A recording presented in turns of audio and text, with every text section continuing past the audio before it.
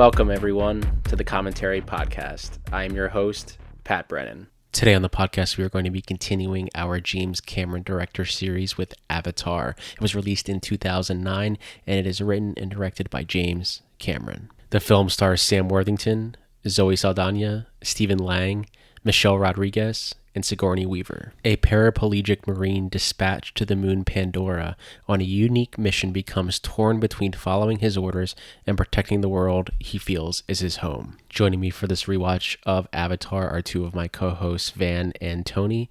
We'll drop all of their info in the episode description, so please go give them a follow and check them out. Now, I'm going to be watching the 4K copy I have of Avatar, but it is currently available to stream on Disney+. You can also rent it on Apple, Amazon, and Fandango at home for $4. I say we get things kicked off. We are going to be pressing play on Avatar, and I hope you do as well. In 3, 2, and 1. Damn. Well, it took like 2 seconds to play. So hopefully it's lined up. All right. It's kind of crazy seeing it as a, oh, what the hell? Wait a second. The logo says 20th Century Studios. Mm-hmm. Those Mine rad does too. bastards. I mean, if I go back and watch my Blu-ray, I bet it still says 20th Century Fox. Yeah, I I bet still the have 4K has changed, though. The 4K's changed. I have the 4K. I'm sure it's changed on Disney Plus. I have because that Blu-ray came out in 2010. That Blu-ray set. Yeah. So I have the Blu-ray set, like the original one, that was just a disc, and then the collector's edition for that as well. That has the extended cut that as well. I have that too. I have like 5 The copies. This thing. It's steelbook insane. looks beautiful. Dude, when I put this 4K in, when I put it in now, when I went to press play, it had the 3 different cuts. But the first time I put it in, it just played the theatrical, and I was like, wait. It took me 10 minutes to figure out I had to go to setup to find the other cuts. It's exhausting. Love that blue light foreshadowing. Yeah. It also is like the shot that you see here also looks like the shot of like the I don't know what to call it, like the chambers that they use to like go to their avatar bodies. Like it's all like very like it looks very the similar. same thing. Yeah. This intro reminded me of Aliens. It does, yeah. This movie's very Aliens. I mean, honestly. me and Pat, I think I've talked about it before, but all these movies feel like the second one, especially like Way of Water, it feels like James Cameron just saw all of his movies and he was like, you know what? I want to make that movie again, and I want to make that movie again. I want to make that movie again. Because Way of Water is just like all of his movies like in one. It's insane. Yeah. Now, when I was rewatching this, we watched it on Saturday. Yeah, I was like, this is literally just Aliens again, just a longer version of Aliens. Yeah. Dude, I'd be in the back like throwing up. I'd be like, whoa. The imagery of like his brother's body being burned too, and then him like waking up and him saying like, what does he say? He's like, one life ends, another begins. It's like, yo, it's the exact same thing. I love this score in the beginning too. It's like it sets it up to be like where are we going? This is so mysterious. Very Star Wars right here. Showing the ship, panning across the ship to the world. Very Star Wars. The doesn't the I haven't watched the director's cut, or like I watched it final recently. cut. It opens with there's like a bar, right?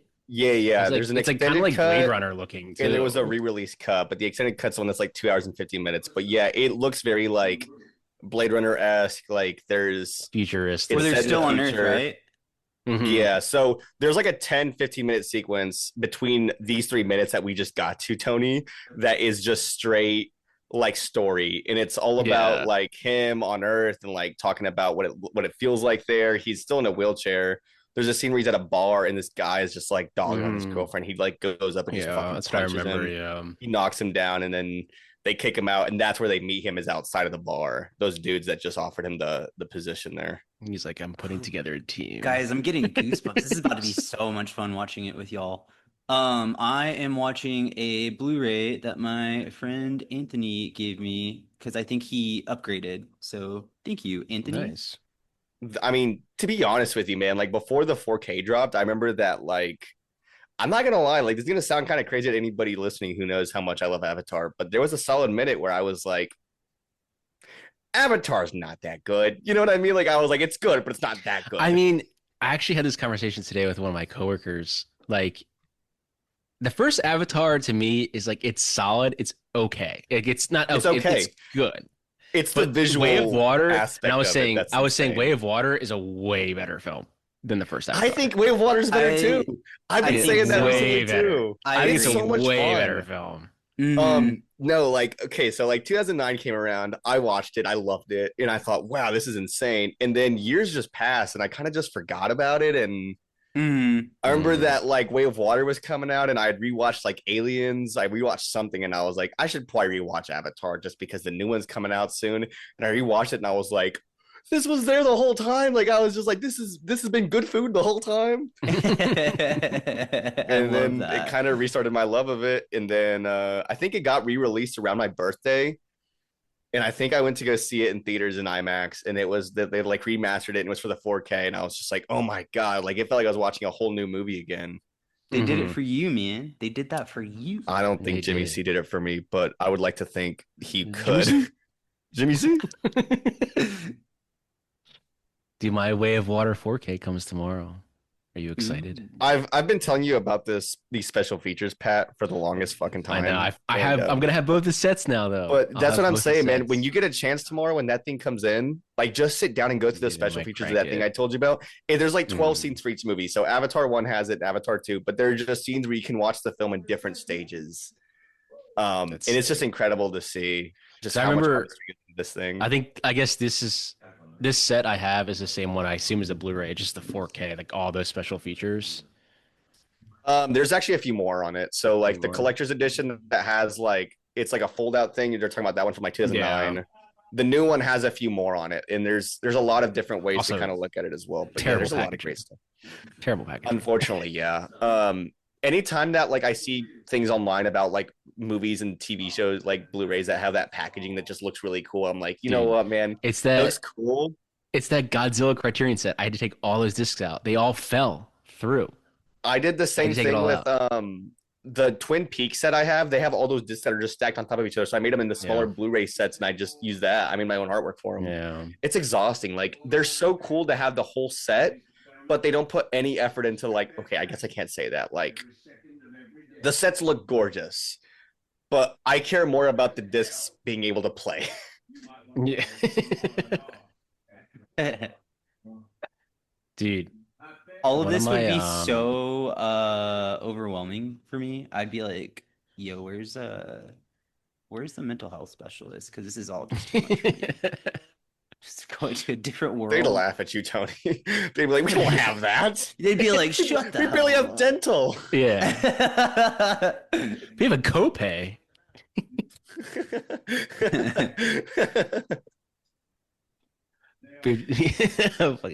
Korch, he has a film coming out on Friday.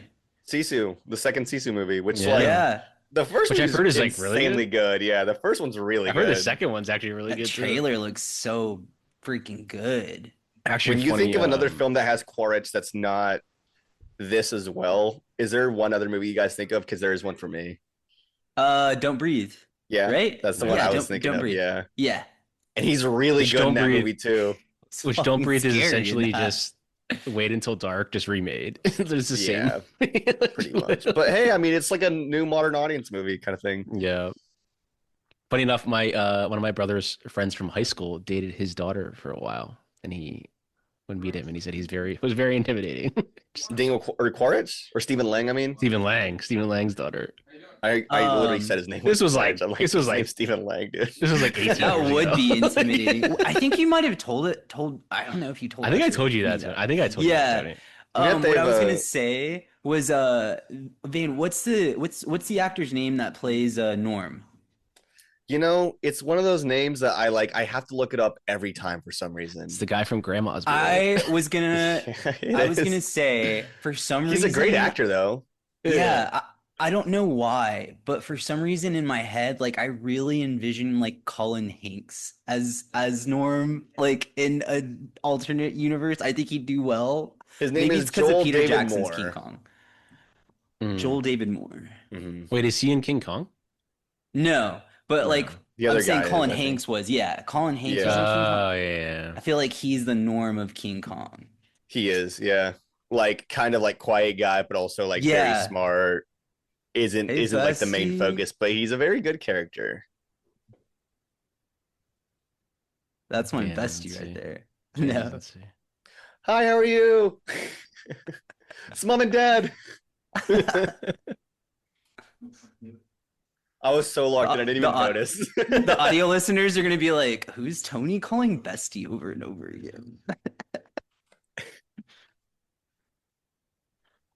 I remember that shot from the teaser trailer when he like pans and does like the. That was like actually that's probably one of Sam Worthington's best acting moments in movies when he does the second head turn like that. Yeah. Because I remember when I was the rewatching trailer for this was insane.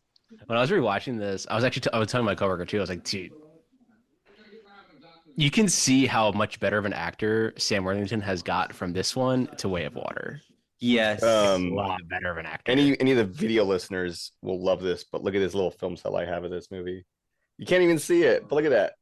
Nice. Nate Tierney with the arrow. Damn. I don't know if you can see it there, really.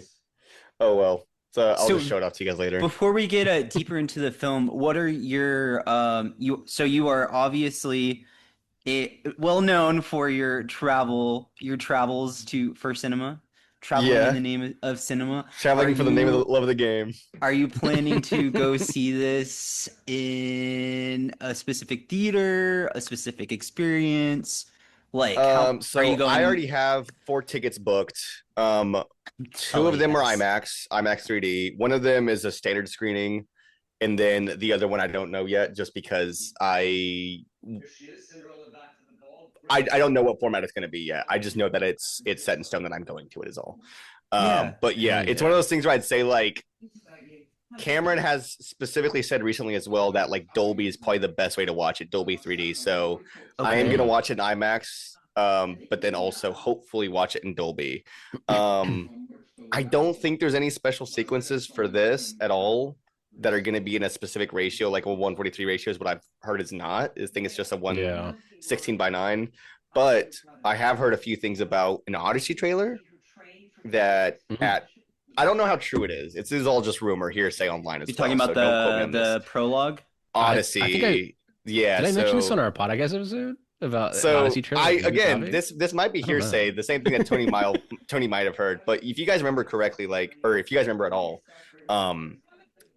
with Hobbs and Shaw in another movie, I can't remember which one it was, but they did prologue sequences for IMAX for them to show off like the technology. So Dark Knight had one, stuff like that. Dark Knight Rises had one, Tenet had one attached to Hobbs and Shaw, and so I think there's going to be either there is confirmed a trailer, at least a trailer at the minimum, but it may be a scene like an extended sequence of Odyssey that is in 143. I think. I mean, and if all those studios are smart, because like they're putting Doomsday for sure. I knew that was definitely going to be in there. Yeah, and Doomsday's for sure. I don't know if I mentioned it on our weekly episode. I thought an Odyssey trailer was going to probably drop with.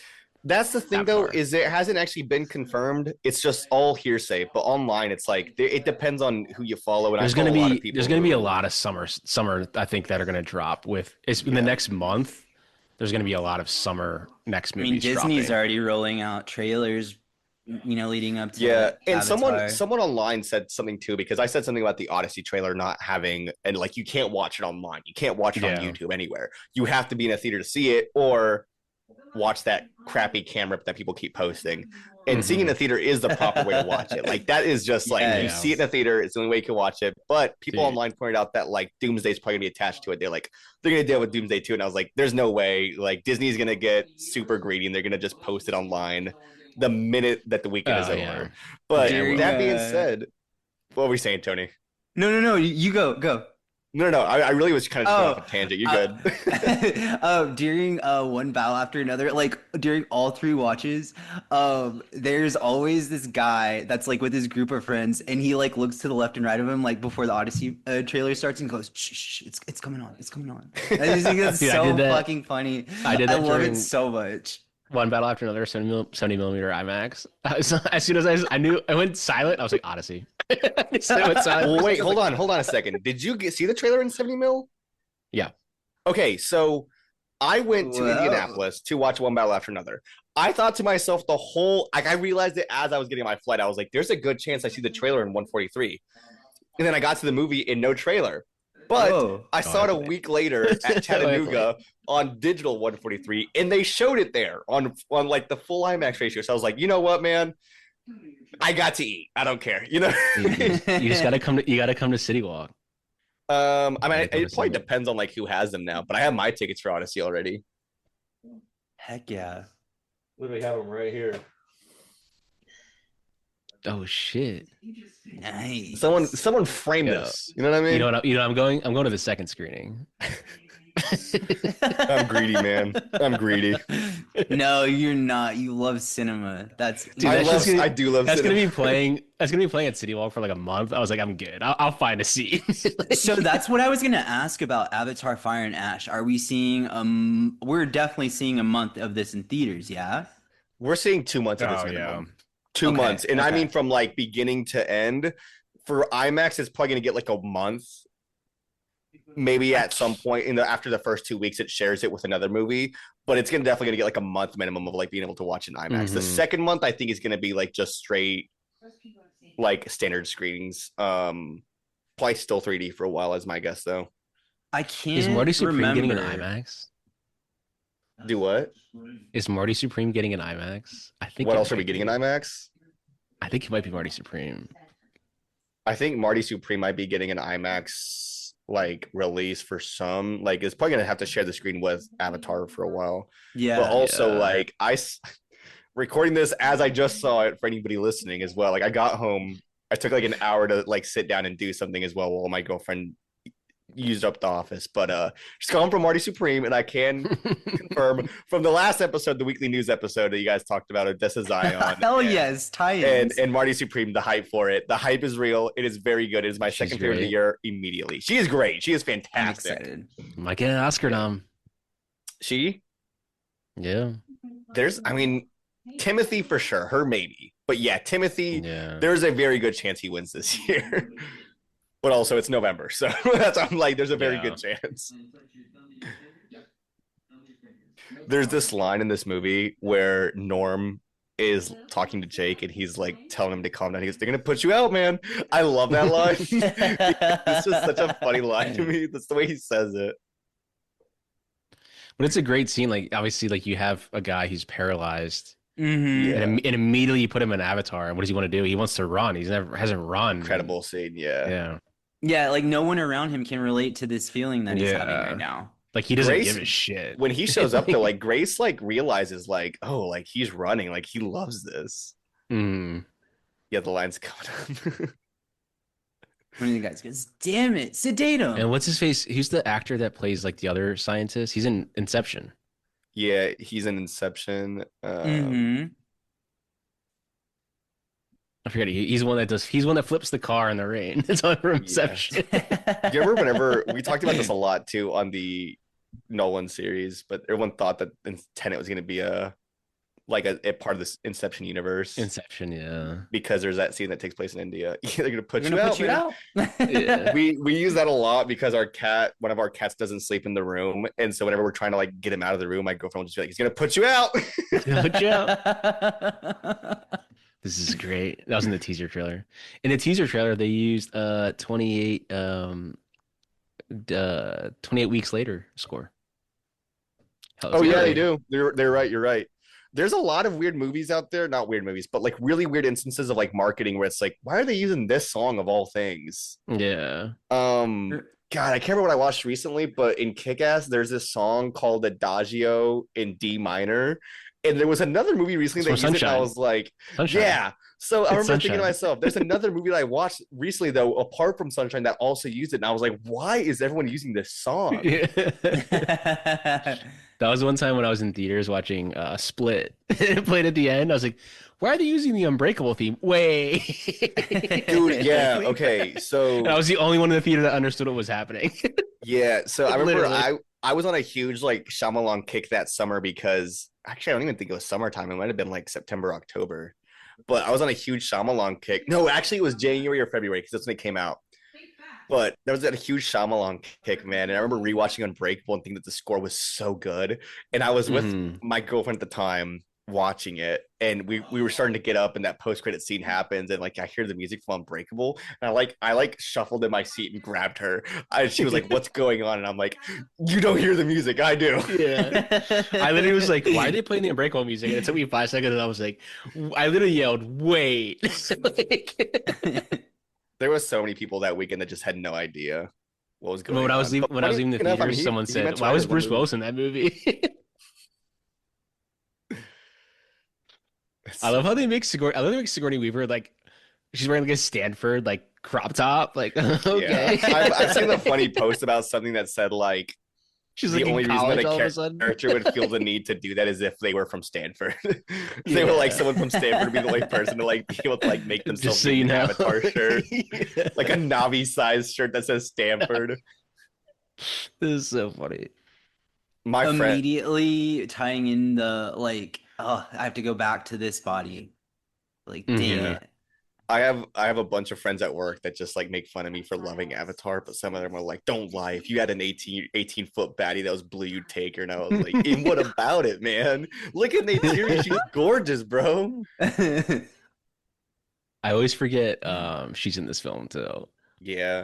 Funny, Yes. I've seen interviews with Freaking love Cameron. These shots right tree. here, I was like, oh, this is literally aliens. When he's like loading up the Yeah. gun, I was like, this is literally aliens. Like I saw an interview with him where he's talking about Michelle Rodriguez and how he wishes he hadn't killed her off in this movie because he wanted her so bad in the I second did one. when I was rewatching it, I Dude. was like, oh my god, I forget she dies. Like, Yeah. She just like she going says down. She's like, sorry, I'm going Jake. down. Sorry for any spoilers for anybody watching this for the first time Yeah. with us. Trudy's great. She's like the Michelle right Rodriguez amount dies. of like action and badass. I love it.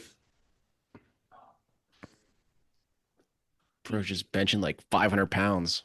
You know that Stephen Lang, Cameron didn't want him for the role, Really? but I guess yeah. I mean, like he wasn't his first choice. It's not like he was like he didn't want him. It was just that Mhm. like he wanted someone else, and I don't know who it was that he wanted Yeah. specifically. Maybe he didn't have anyone. See if I can find out. I Stephen can't Lang envision like anybody else I don't know doing how it this. how it happened, but I guess Stephen Lang like approached him or something and said like, "Hey man, like I'd love to be in the movie," or auditioned in some way, and then he He kind of blew him away. briefly considered Michael Bean. Yeah, that's who it Look him was. I up. remember thinking to Yeah. myself like, "Damn it, somebody he used to work with a lot." Look it up. He read the script and watched some of the 3D and said, I think he passed, but he briefly considered him. God, I was gonna say the It's funny because like Sam Worthington kind of gives like a Michael Bean performance. you might already know the answer to this, Pat, and I think I might be right, but also correct me if I'm wrong. But Matt Damon got offered the role for Yep. Jake And he got Sully, back end offer. and he got Really? a back end offer. Do you know Yeah. how much it was, percent wise? I think it was like 15 or something, 20. I think it was 10. Let I me could be see. wrong, but I was gonna say you could fact check it real quick just for the listeners. But yeah, he got a back He end said offer of like 10 or 15% of the how box much did Matt office. Damon pass on Avatar? I know he said it's like the number one thing he regrets. He got 10%. He would have gotten a 10% share, which would have earned him an estimated 250 to $300 million. Yeah, I remember I read that one day and I did the math immediately and I was like, man. But also like not in like a oh, he should have passed on this kind of thing, but maybe it's a good thing he passed on this because if he did, I mean, he'd be stuck doing Avatar movies for like the next 10 years of his career. The Yeah. reason that like Jake's or Yeah, not he probably Jake's wouldn't be in Odyssey. He Worthing, probably wouldn't be in Odyssey, right? Because that's what I they're was gonna filming. say. Aren't they filming four Yeah. right now? Aren't they filming Yeah. four right Well, now? I don't know if they've started filming yet, but I know that they're definitely still working, as I know that. But Yeah. that's Four what I and mean is five. that like Zoe Saldana's been in like some of the Avengers movies since, but I guess she probably had a pretty long career already, regardless. Regardless of the film that she got an Academy Award for, I'm sure that it is so cool for her and Cameron that she was able to get her Academy Award outside of Mhm. this. Yeah. And Mhm. it, he sounds really proud of her in interviews. Like he sounds really, really proud that she was able to pull that off while, doing these films. I mean, dude, he's known her since he was 20 or since she was 20. Because like Yeah. I saw an interview with her where she's talking about the process of what this was like and just how much like it changed her life almost immediately. But yeah, she was very young when when they started filming these, and then also like she's like in her 40s now, man. Like she's or almost in her 40s if she's not already. But yeah, like she's basically watched her grow up. I love that Same little thing zoom in with like shot right there. Worthington. Makes it so Yeah. real. That little zoom. Yeah.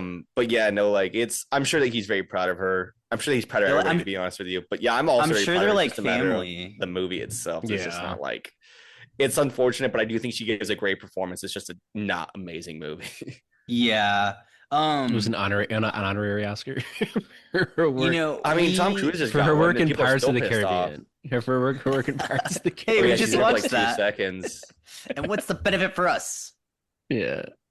I can't believe I got to watch that with like an orchestra, bro. I'm gonna see the second one with Oh an orchestra yeah, too. yeah, you did, huh? What I was gonna say was we remember Pandora from Way of Water and how Yeah, like peaceful and serene and beautiful it is. But whenever you watch Avatar for like the first time, it's fucking scary. It's like it Mhm. kind of is. Yeah, it's so intimidating. Like I would think like if I went to Pandora, I'd be screwed, man. I mean, if you think about this scene too, this is literally Vietnam right now. You're dropping into Yeah. the Mhm. this, yeah, and you're I've never bringing in thought the about it forget like military that that. aspect. before. I forget that Wainfleet's like in this scene. Which to me, it's Like always you strange to mentioned me that this. he's with the group in the second movie. Like that he's with Quaritch. Mhm. Would have been so insane is like if a Wayland Yutani ship just flew in on the bay, like on. You know, it's funny to me, Tony, that you mentioned Wayland Yutani is that I went to go see Predator Badlands and I was like, oh, I forgot these take place in the same universe. Mhm. I think they're leading up to that Alien Predator crossover. It's inevitable. They Definitely. they see money like dollar signs and they're Yeah. like, yeah, let's do it. I'm sure Fede Alvarez wrote something into the next sequel from Mhm. Romulus, just like as like an alternate or something like Which I that. think Or they're like, is filming it time? soon. They're They're filming not. really He's soon. not directing. He wrote it though, didn't he? I Hmm. think Oh so. Yeah, wait, he is he wrote it, and directing? they're looking I for a don't think director. so. Oh, they're okay. So he wrote it. They're not. He's not directing though. Are you guys gonna hold on? Let me make sure I'm right on this real fast before I say it. James Cameron, Ghost of Hiroshima.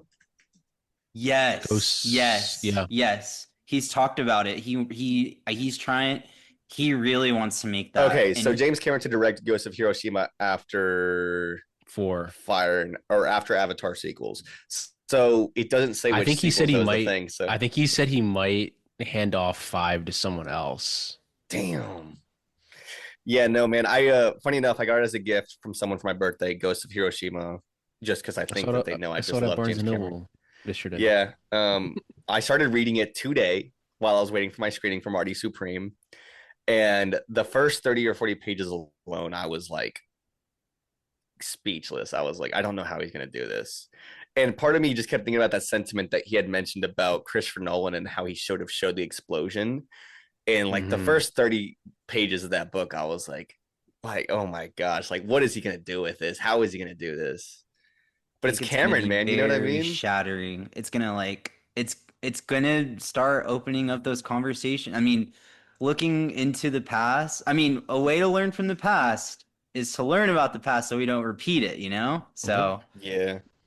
I think for me though, is that like when I was the first time, man, like I just kept thinking about Come and See and just like the disturbing imagery that that movie had. And I remember thinking like, Have he's you not ever going to seen cross that line. He's not going to do that.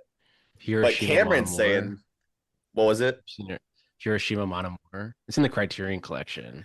I know which one you're talking about, but I have not seen it yet. It's about like a French act, like she marries like a Japanese architect, and they both have different perspectives on like the bombs. But it's like they're like it's just I think she's like more justified, and he's like, well, but it's in the We never Criterion Collection. talked about this either, Incredible film. but on the Oppenheimer episode, I guess we never really discussed it, but they didn't have like a Japanese release for a while for that movie. Hmm. I mean, Like I they could didn't see show that. why. Yeah. I mean, I just know that like that was one thing that I don't know if we ever talked about while we were watching or while we were doing the episode, but they didn't release it for a while. Like they I mean, it's like you relating to that, and you watch this. It's like, what's the army that's coming to take over this world? Corporate yeah, greed, man. Does this start with a corporate greed, U? man. Corporate greed, These movies brother. do very well overseas, like Oh Asia. yeah, this is how They this do is where they a get their good money amount of in. the like. It's a Yeah, good international box office there's film a for video of sure. like whenever theaters opened up for the first time back, whenever COVID was a thing, and they showed Avatar for the first time in like years. And there's a video of like everyone just running to get to the door. I love that. But just like I think I was telling you, Tony, like Hmm. besides like Titanic and I guess True Lies, like James Cameron really critiques the military, especially like Yeah, the Oh U.S. yeah, yeah, we military. were talking Like, but he about also that. loves showing it too. yeah, The persona of like, yeah, Do we you gotta guys get in can there you and guys fuck some shit guess up. hmm how much of this film's box office is all domestic and how much of it is international? I'm gonna say what's the final? This is the 95 second highest grossing film of all time, domestic, right? Or first for Okay, so the international. total worldwide box office is 2.9 billion. Think about it's that. number one. It's number one right now, still, right? Yeah. How much is domestic? How much is international? Domestic, I want to say is 900 million. International, all the rest. Tony? I overall, damn, I was thinking like the first week, so like I'm gonna sound like a dumbass on the recording.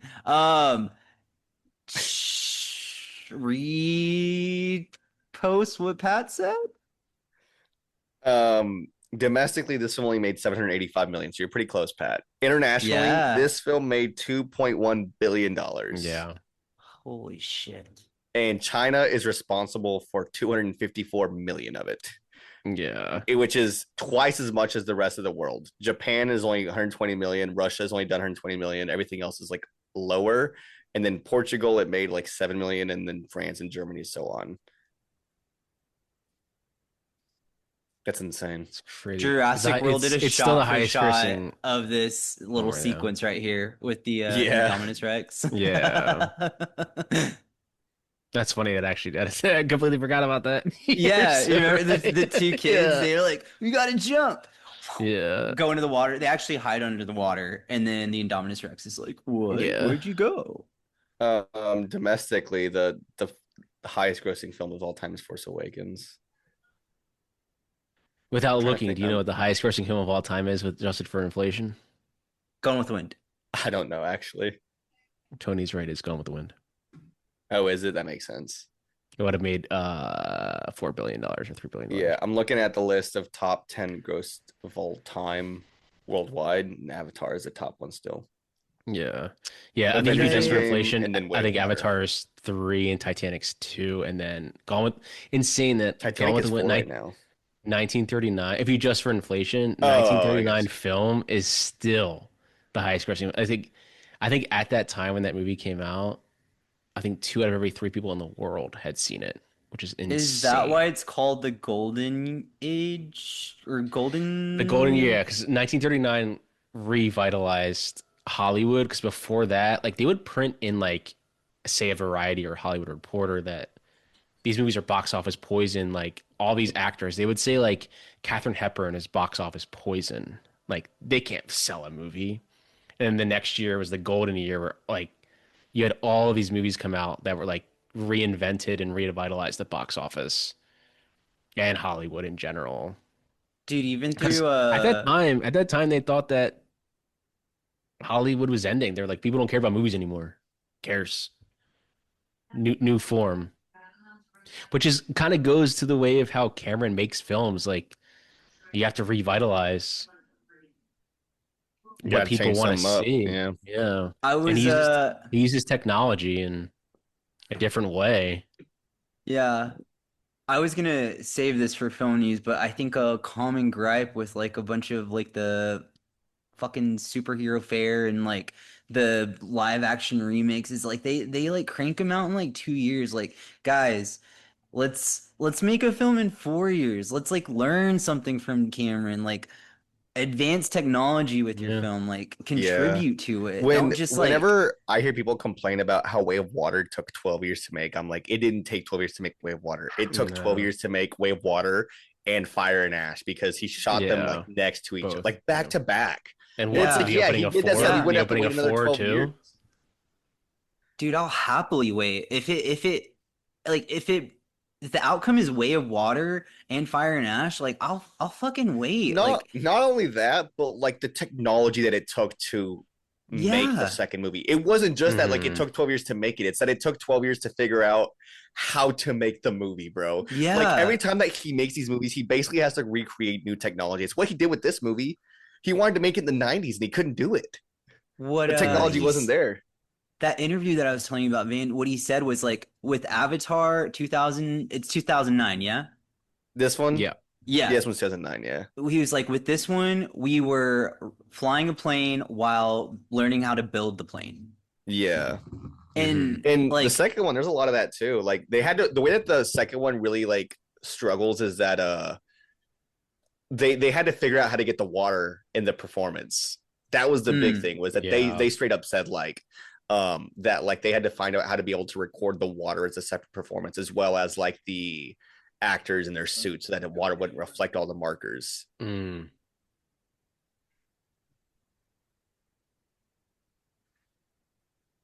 mean, this is nominated for what, like 9 Academy Awards?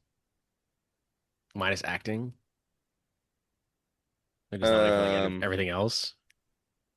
I don't know what all this maybe, got. Maybe all the technical noms, I'm sure. And people thought he was going to win too, but King's Speech won. I mean, he's nominated for director too. No, this was his ex-wife won. Hurt Locker. Oh, you're right. This was Hurt Locker. My bad. I'm sorry. I'm thinking about 2012. But it was the 2010 Oscars technically. It was my bad. This was Hurt Locker technically. There's your girl, man. Oh man. There she is. I can't even look at her, man. That's the thing, is I can't like. I'm gonna have to watch my eyes closed, bro. I mean, Zoe Saldana's in what, like 3 of the top 5 high grossing movies of all time? She's in this Way of Water, the top 5, Avengers, Endgame, and Infinity War. And it's Infinity 4. War. Yeah, 4. Yeah. I saw this thing come out this year where ScarJo is the highest something actress. Yeah. In terms of like film, or no, the highest paid actress, I think is what it is. Yeah, then say that one more time. I think you cut out. Highest paid actress, not highest grossing actress. That's my highest paid actress. And we may both be wrong, and someone may be able to correct us, but you know what? We don't care. Yes. I mean, please correct me. Highest paid actress.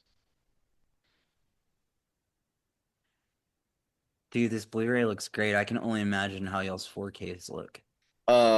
Dude, I have one of the best TVs in the market right now, and I can tell you confidently that this movie looks incredible on it. Like this, the TV I'm looking on it right now, it's still a very good TV. It's a 42-inch OLED I use as a monitor. But it's also like one of the mid-grade like OLEDs. I have the best OLED available in my room, so I watch everything on that now. It's crazy. I have a 100-inch screen in my living room, and I like almost never use it anymore because of it. It's crazy to think about the journey both of these characters have had in all of our lives. Like, it's so crazy. Apparently, and this is like where it all started. What was that, Pat? Highest paid actress per year is apparently Nicole Kidman. Per year. I don't know how. Tony's not wrong though. I did see something as well recently that said something about ScarJo being like highest something, like highest grossing, highest paid, maybe like current. I don't know what it is, but it's like just I don't know how something. Accurate this is, but it says that there's no way this is correct. There's no way it's Nicole Kidman. Like I love Nicole, but they were saying that Nicole Kidman makes $41 million a film, and that's insane to even think about. Scarlett Johansson is the highest grossing actor of all time with a total box office gross of approximately $14.8 billion. I think Nicole Kidman is the highest paid actress working. All this sounds like it's like there's a lot of technicalities here. Yeah. No. Like it's like technically this is yeah. They're saying this is because I mean Nicole Kidman was in like 5 projects last year, so it accumulated $41 million female-led projects to add on to that. Yeah, so honestly, it's kind of cool to see that she's doing that. She said that she was going to do it, and she like stuck to her word. You don't see a lot of like filmmakers doing that, or not filmmakers, but actresses, actors, whatever.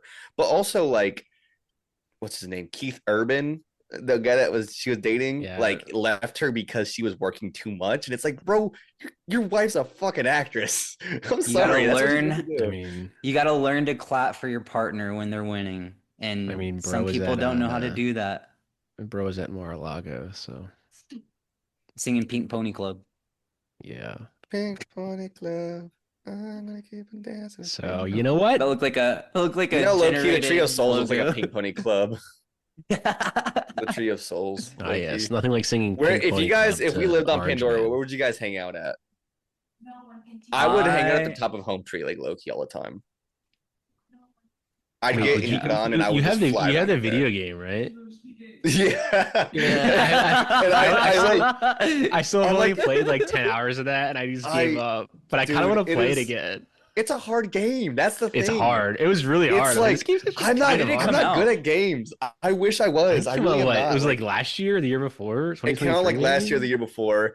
I bought it. I texted you. I was playing it for like 10 hours, and I was like, this is actually kind of a hard game. We both played it, and we both said the same thing. It's insanely hard. I never even got to ride Nikran. I was so excited, I couldn't even do it. There was a moment in the beginning when he had to where like all the labs are, and I couldn't figure out what to do for like an hour. I had to look it up. I was like, dude, I don't know what the fuck I need to do right now. I don't even know where to go.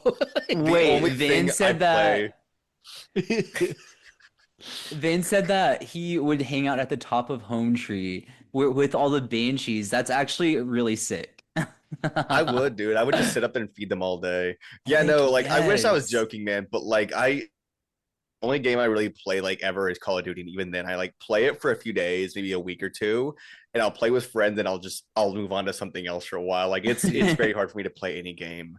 I do that. I just got Avery a Switch too. Oh, actually, you know what?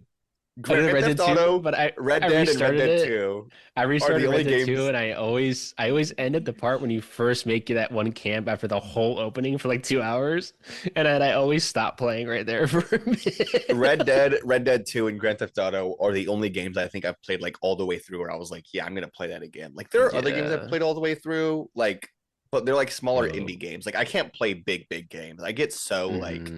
Vin, are we about to not see you for a month in July? He's just gonna play. For Grand Theft Auto? I think it got pushed. It got pushed to the end of the year next year. They got it put. Good God. But yeah, that being said, I mean, once GTA comes out, I'll play that for a while. I'm gonna I will say though that like what's it called? Like guilty pleasures. I don't know how well received these games are. I do like the Doom games, like Doom Eternal, and Doom the Dark Ages. Those are the games I do like to play. Kingdom Hearts, greatest game ever fucking made. You heard it here. What's your name? I do think that like there's a shot coming up that's like with the horses that looks a little rough. Not in like a this looks awful way, but it's just like this looks like an early version of this shot right here. And I think it's I don't know what it is. And I think it's because it's in slow motion. Yeah. Because the film moves so fast, everything plays out normally, but it's like there's little shots like that where they do in slow motion that you can like almost tell the flaws. I mean, this is also this plot also too reminds you like of it's like the new world, like literally like you have these natives in this area, and then you have this guy comes and he has all this technology. Yeah. It's like they're experiencing a new world. Like the founding of, not the founding, but when I'm looking at the Europeans landed in America. Yeah, it's a new world. It's a new world. Yeah, all these people from Earth are kind of like manifest destiny. Dude, this is the tree from A Bug's Pandora. Life.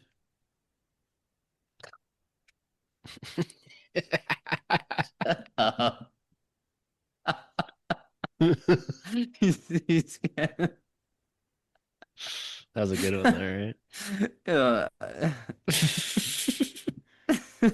There's a tree from A Bug's Life.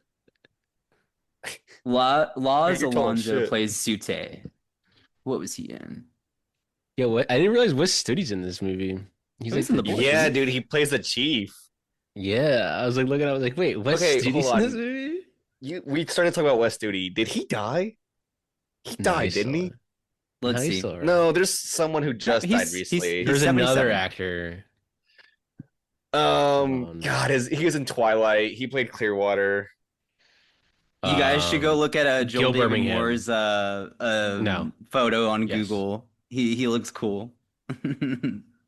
Graham Greene is the guy that just Graham died. Greene, yeah. I forgot. Oh yeah, Graham and Greene. I remember thinking to myself, like, I don't know why I thought it was West Studi for some reason. Now Wes Studi's Last Mohican.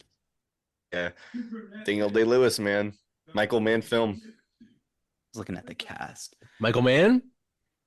Didn't Michael Mann do Mass Mohicans? Am I tripping? No, I'm saying Michael Mann next year. Oh. Oh. This might be the move for the next director series, guys. We'll discuss it in the group Michael chat, Mann? but we will converge. I think that we should announce who's next on the director series at the end of Way of Water. Whoa. Yeah. Finish the episode like that. And we may have just said who. Again, yeah, we don't know, but who knows? I mean, Could be. it's ultimately Pat's pod. So, I mean, yeah. My only thing is that we're gonna settle on Michael Mann here live on the pod, and then we're both gonna think of someone like later. We'd be like, oh, we shouldn't have said that. Yeah. But who knows? Nah, It may be I Michael love Mann. me some Michael Mann. How do you feel about Ferrari? I know that a lot of people didn't like it. I love Adam Driver, man. That's all it is. I have a confession to make.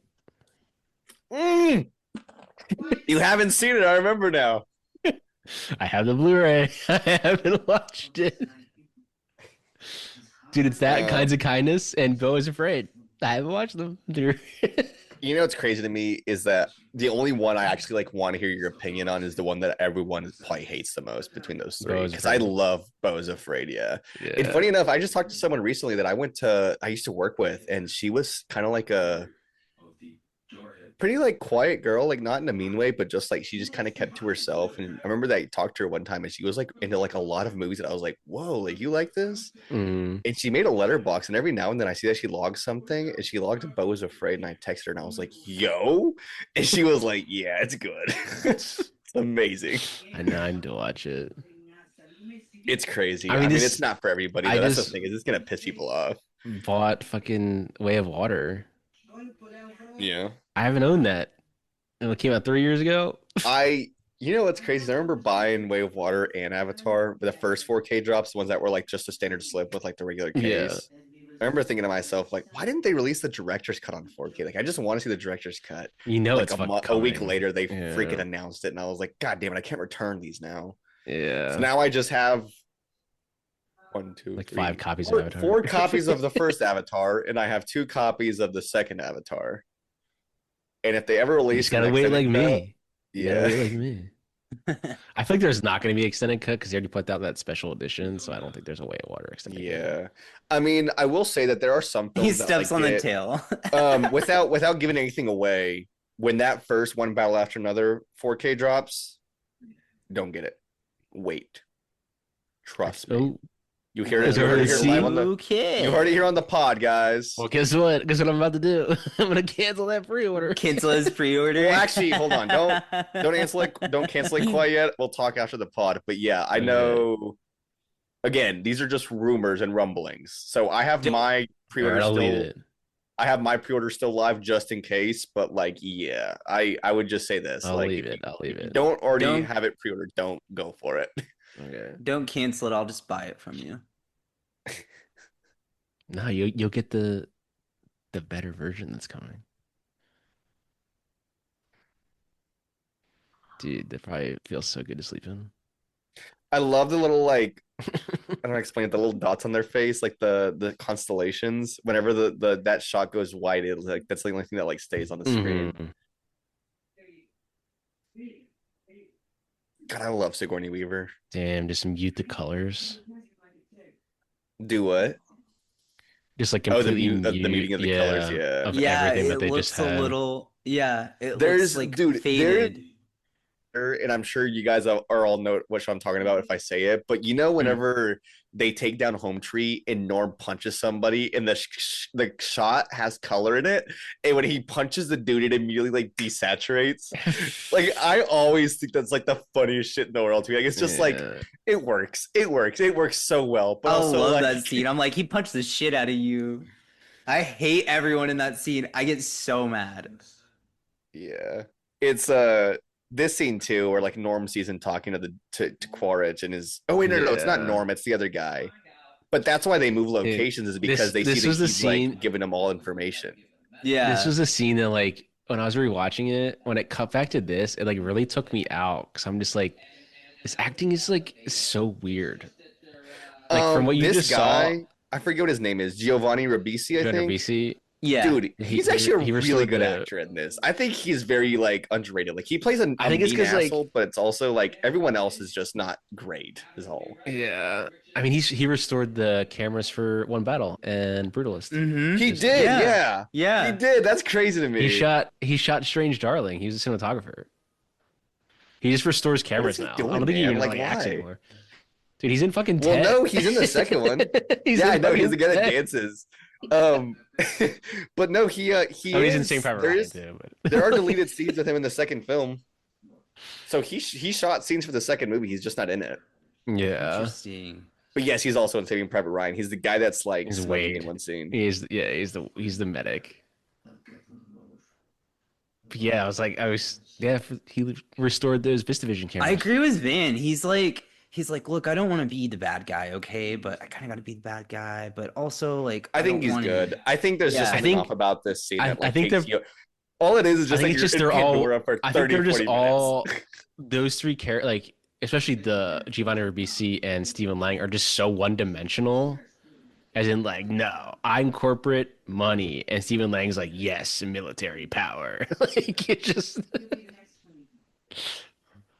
But I just like watching this compared to. I mean, there's the era of like 09 to like 12. Like they really tried to make Sam Worthington a big star. Like he had Salvation, Clash of the Titans, same year, Salvation, yeah. And I'll say this about it, man. Like, I don't think that everyone knows. Like, yeah, and they don't know what his talents are. And I think because he's like the leading man, he's like, gotten better. Movies, like, put him in action. He's movies. gotten better. Like, he's good in Horizon, which like I didn't love the movie, but I remember whenever he showed up, I was like, this is my guy right here.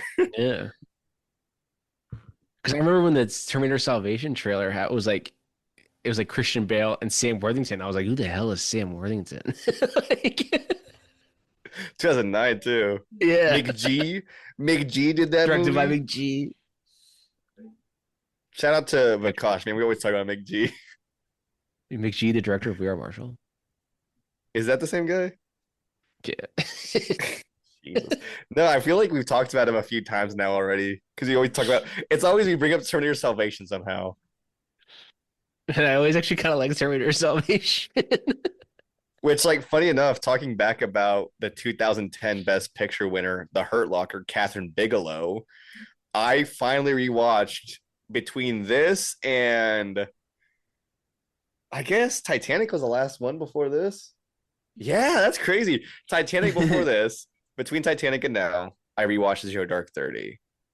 And man, when was the last time you saw Bin Laden? And it happened in like the first like 10 minutes. I forgot all about that. That has been just such a running bit for the last like 2 years now. Where we haven't done it in a while. Because we haven't recorded the Cameron's episode in a while. Yeah. The director series. We need to like. I mean, she won best director this year, and she was sitting right in front of him. Yeah. I saw House of Dynamite in theaters, and I don't know how to explain it, man. But the more I think about that movie, it just pisses me off more. I'm like, how did she go from Hurt Locker and Zero Dark 30 to this?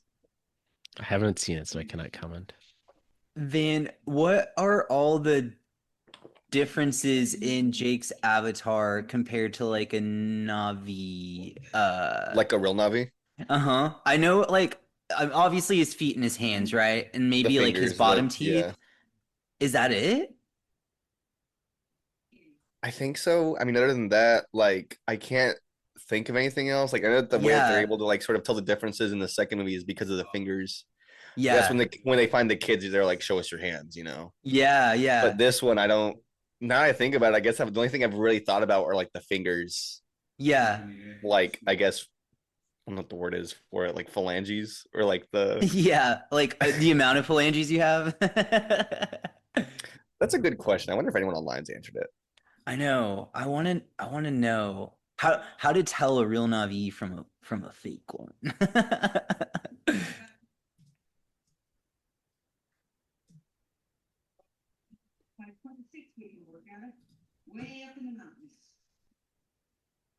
Navi don't have eyebrows. Oh, okay. You won't know until the next scene. I But someone know. says Neytiri has marks on her skin that can simulate eyebrows, and I'm not sure if other Navis have it. It can help make the face more close to the features we see in humans. Interesting. The Navi or the avatars have more pronounced chest. The Navis have slightly larger, rounder eyes. Grace's avatar has Okay. a human nose, is what it says. Interesting. Okay, okay. Oh, hold I'm gonna be on. excited to look at all This is these. another one, and I haven't noticed it yet, and Okay. I can't see it now because I'm reading this, but it says their neural braid thingy, like the kudu, I think is what it's called, is Uh-huh. at the base of the skull on an avatar. On the Navi, it's much higher near their crown. Avatars have Mm. more human features. In the same vein as the fingers, Navis only have 4 toes, and the big toe is somewhat separated / opposable from the other 3. Avatars have relatively human feet. Yeah, you can tell the toe thing whenever like they get on their banshees. I've never noticed it, to be honest with you. I don't think I've ever had either. Um, there's not really any avatars or Navi that have blonde hair, apparently, either. Now that someone has mentioned it. That's a good question, though, Tony. I never thought about that. I whenever it comes to like sci-fi stuff, I know that like the illustrators and like the designers of the characters like just put like their heart and souls into like Yeah, for but example like horror and practical effects, you know, like yeah. that's like their those are Mhm. their ingredients. And then whenever it comes to like something like Avatar, like they like put little details in there. And I just love that. I I mean, I like guess learning the only stuff thing that I about really that. thought about with them was that it was their fingers, and I never really thought about it being anything else. And then Hmm. after you said that, I was like, there probably is now I think about it, but I just never really Yeah. thought to like look it up. Now I'm like, hurry up, get back to the avatars. Yeah, so we can see them. This is The also pictures very on aliens. the Oh pictures yeah, on they're the all fridge are great. Great character building. You're like, oh yeah, of course they love Grace. Like, look at these pictures of her in the camp. She's like oh teaching them. the Hmm. extended cut has a sequence. Earlier in the film when he got chased by that Thanatar, Tony.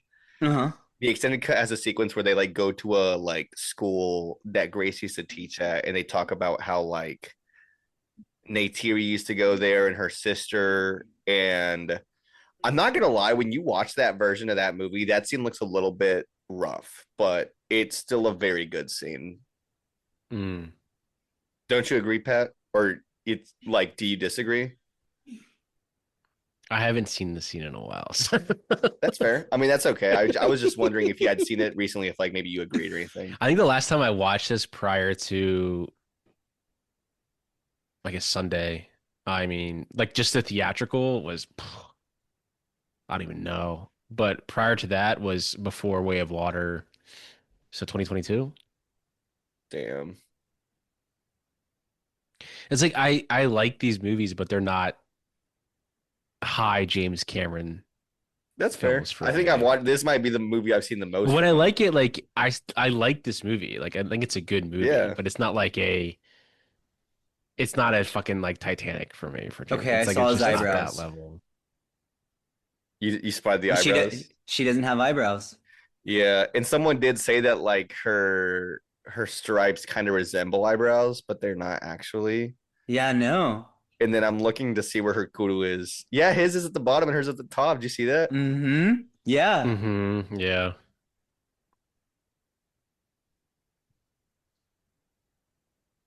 I'm trying to see her feet. It sounds weird, but like, hold on. It's okay. There she wait. They had a close up of the feet. They did. Yeah. Call me fucking telling you, Tarantino, man. man. The way I'm just looking at him. I've never noticed that.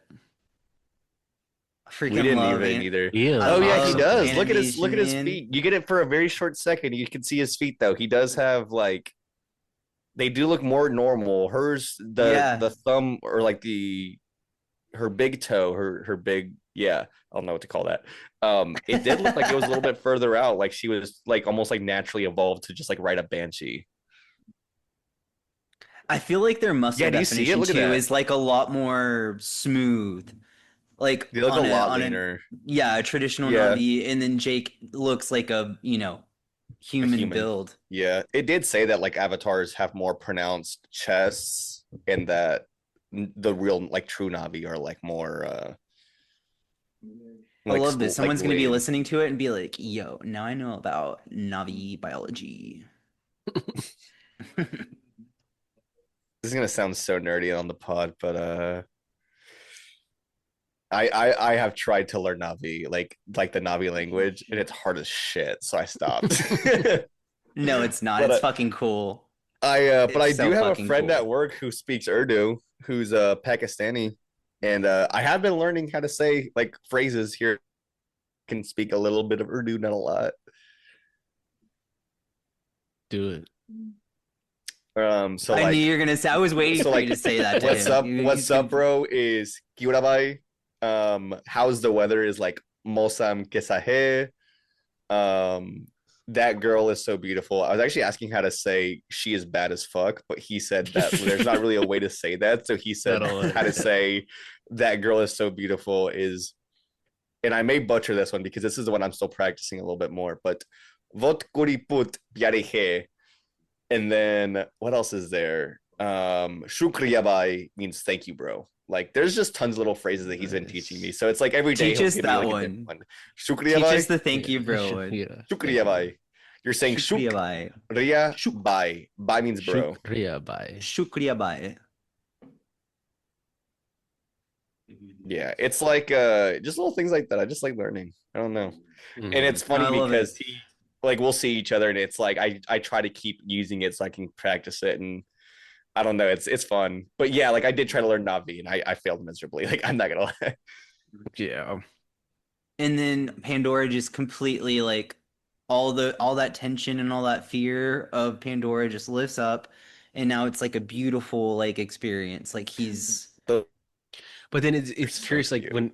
and now that he's getting more into it, like what do they do with the lighting in this? They make it more blue in the background. Like he's becoming more of the world. As opposed to when they were prior into like the military compound, it's more muted Desaturated, gray. very muted colors. Yeah. We haven't shouted him out yet, but rest in peace, James Horner. Yeah, he man, died we lost him. 2015. Simon Franklin does the score for the second film, but they still use a lot of the same died in a music that plane James crash. Horner did in the first movie. So like the scene with the Tulkun where they like hunt them and Ronald Well, I guess the finds theme, them. like I guess the song They Jake's use that, Flight yeah. is the theme. What's the film that we were watching where it was the first film and it wasn't the composer that the film's known for, but he was like a protege, and he did it was Pirates of the Caribbean. So Hans Zimmer didn't do Klaus the first Badelt. Pirates of the Klaus Caribbean. Badelt. Yeah, And we were both was like, a Hans this Zimmer protege. This is baller. It's like it sounds great. the Thin Red Line is Gavin's Greenwood or something, but it's another Hans Zimmer. Like Hans Zimmer does like the overall producing of those albums, but like he lets his like protege people take over.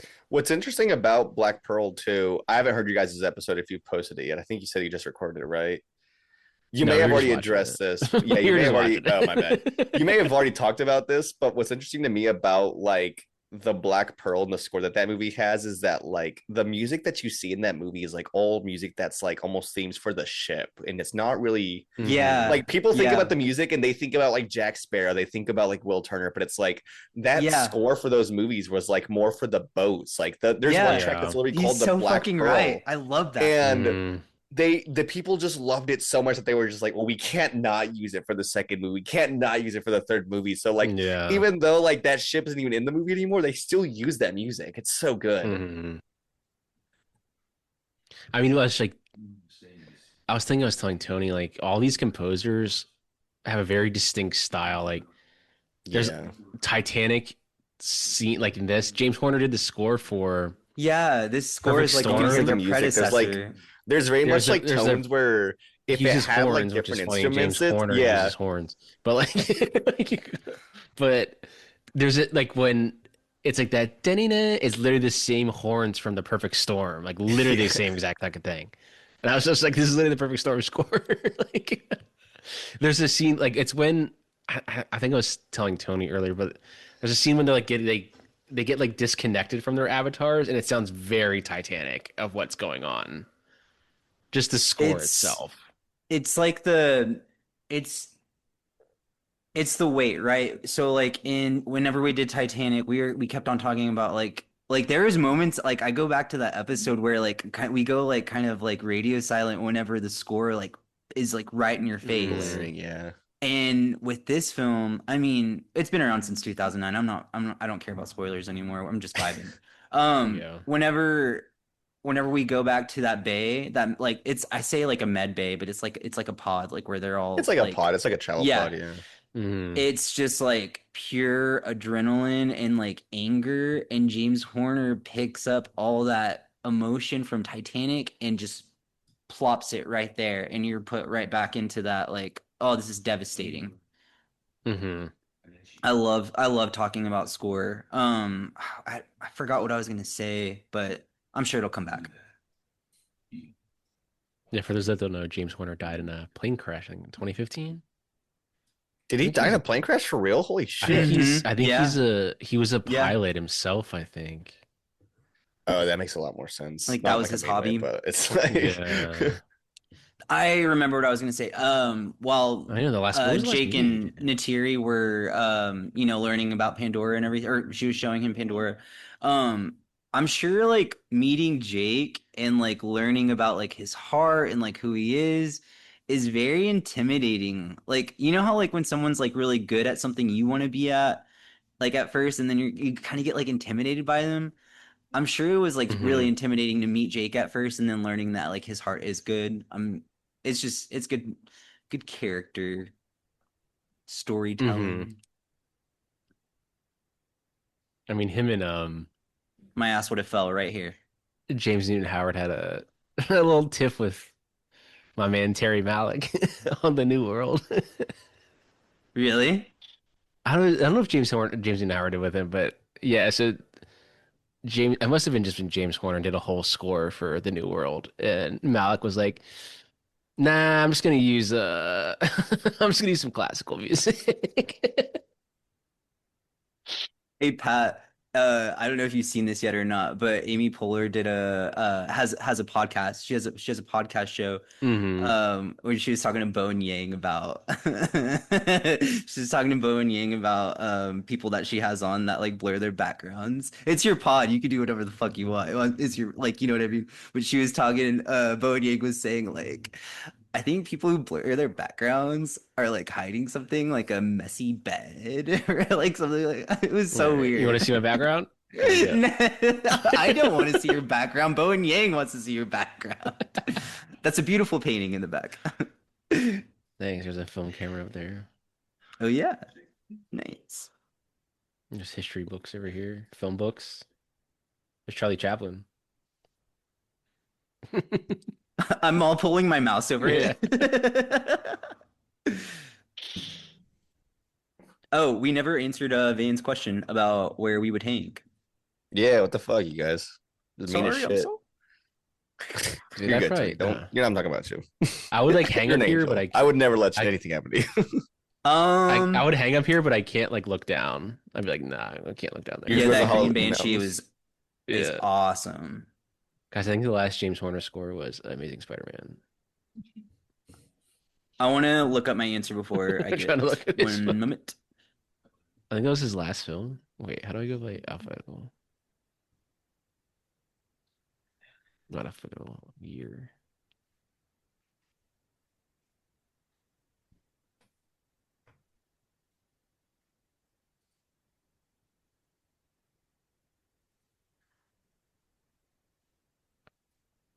Music department composer. Here we go. Here we go. Thank you. His last film was The Magnificent Seven remake. The remake Came out after he died. Worst movie for him that could have been. Yeah. At least it could have been something good, but no, it was The Magnificent Seven. The Magnificent Seven remake. It wasn't bad, I guess. It wasn't amazing though. He did the 33 Southpaw.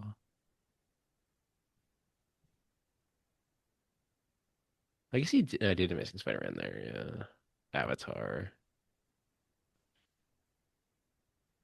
Yeah, the New World. He used one song. Valak used one song. He composed the entire score, and Valak used one song for 35 seconds.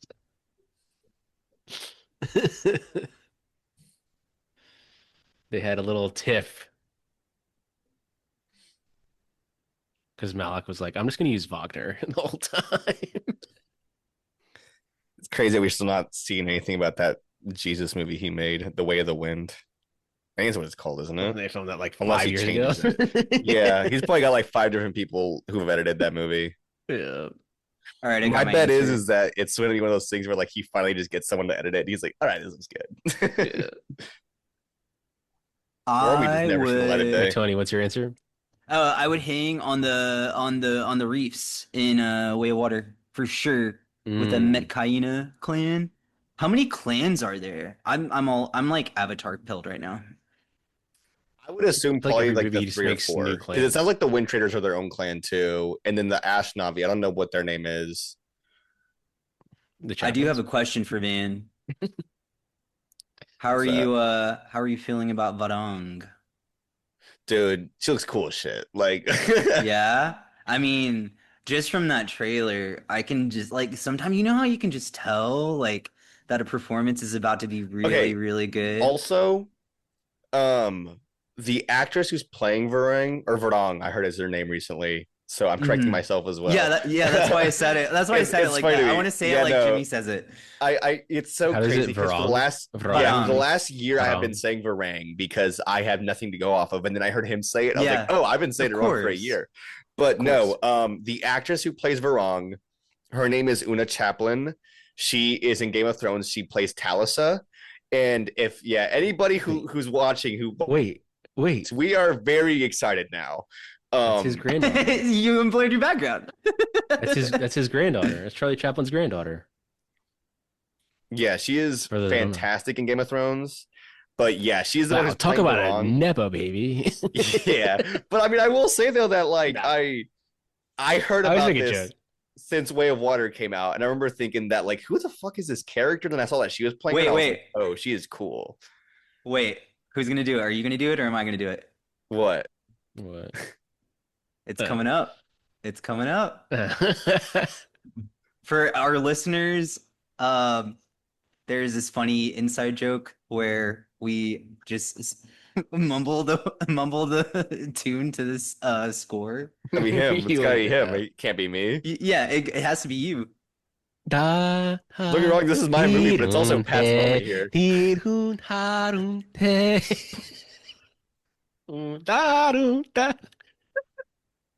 This playing while Bin Laden's in the back getting interrogated. This is gonna get flagged copyright. Oh, wait, hold on a second. Catherine Bigelow. You actually did it. I'm just now putting this together, bro.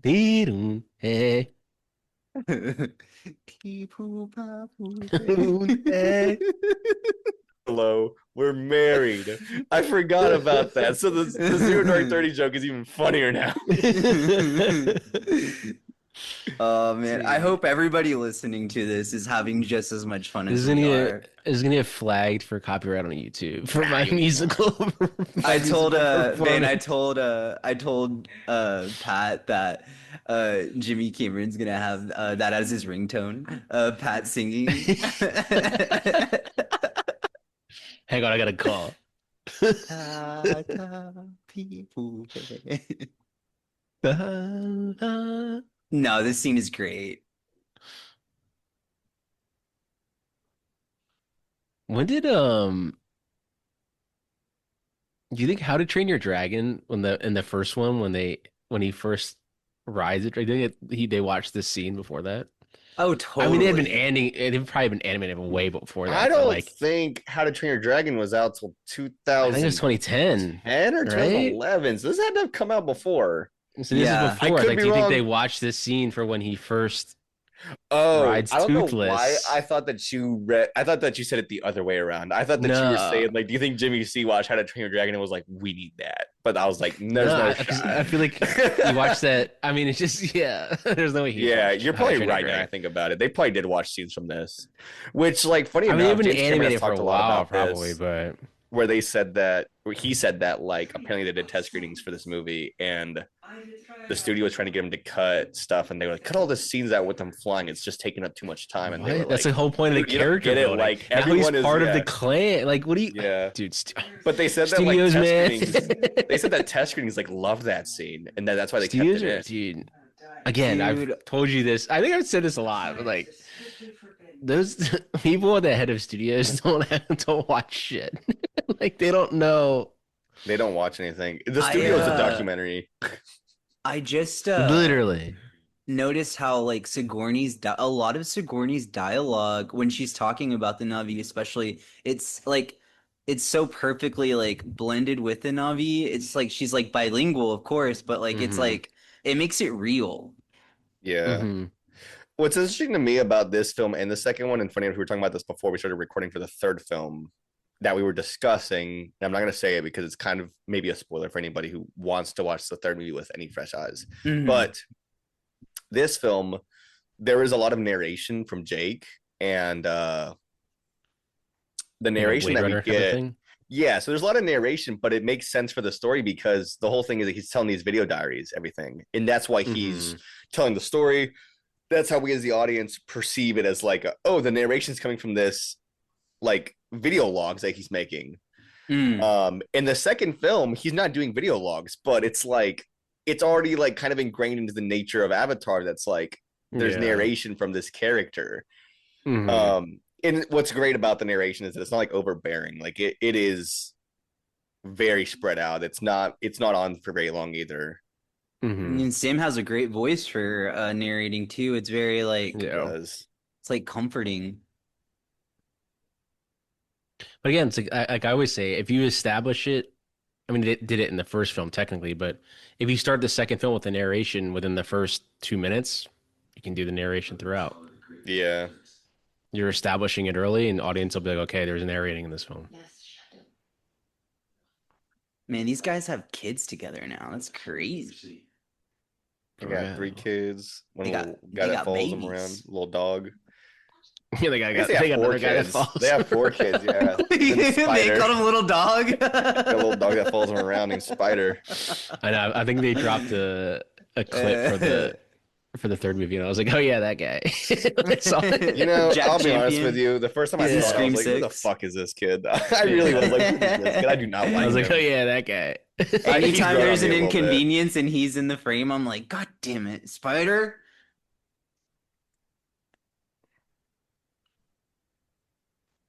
I mean, this is your whole exposition. Everything's backwards now. I cannot think Damn. of the true world. And here's the dream. Yeah, that blue.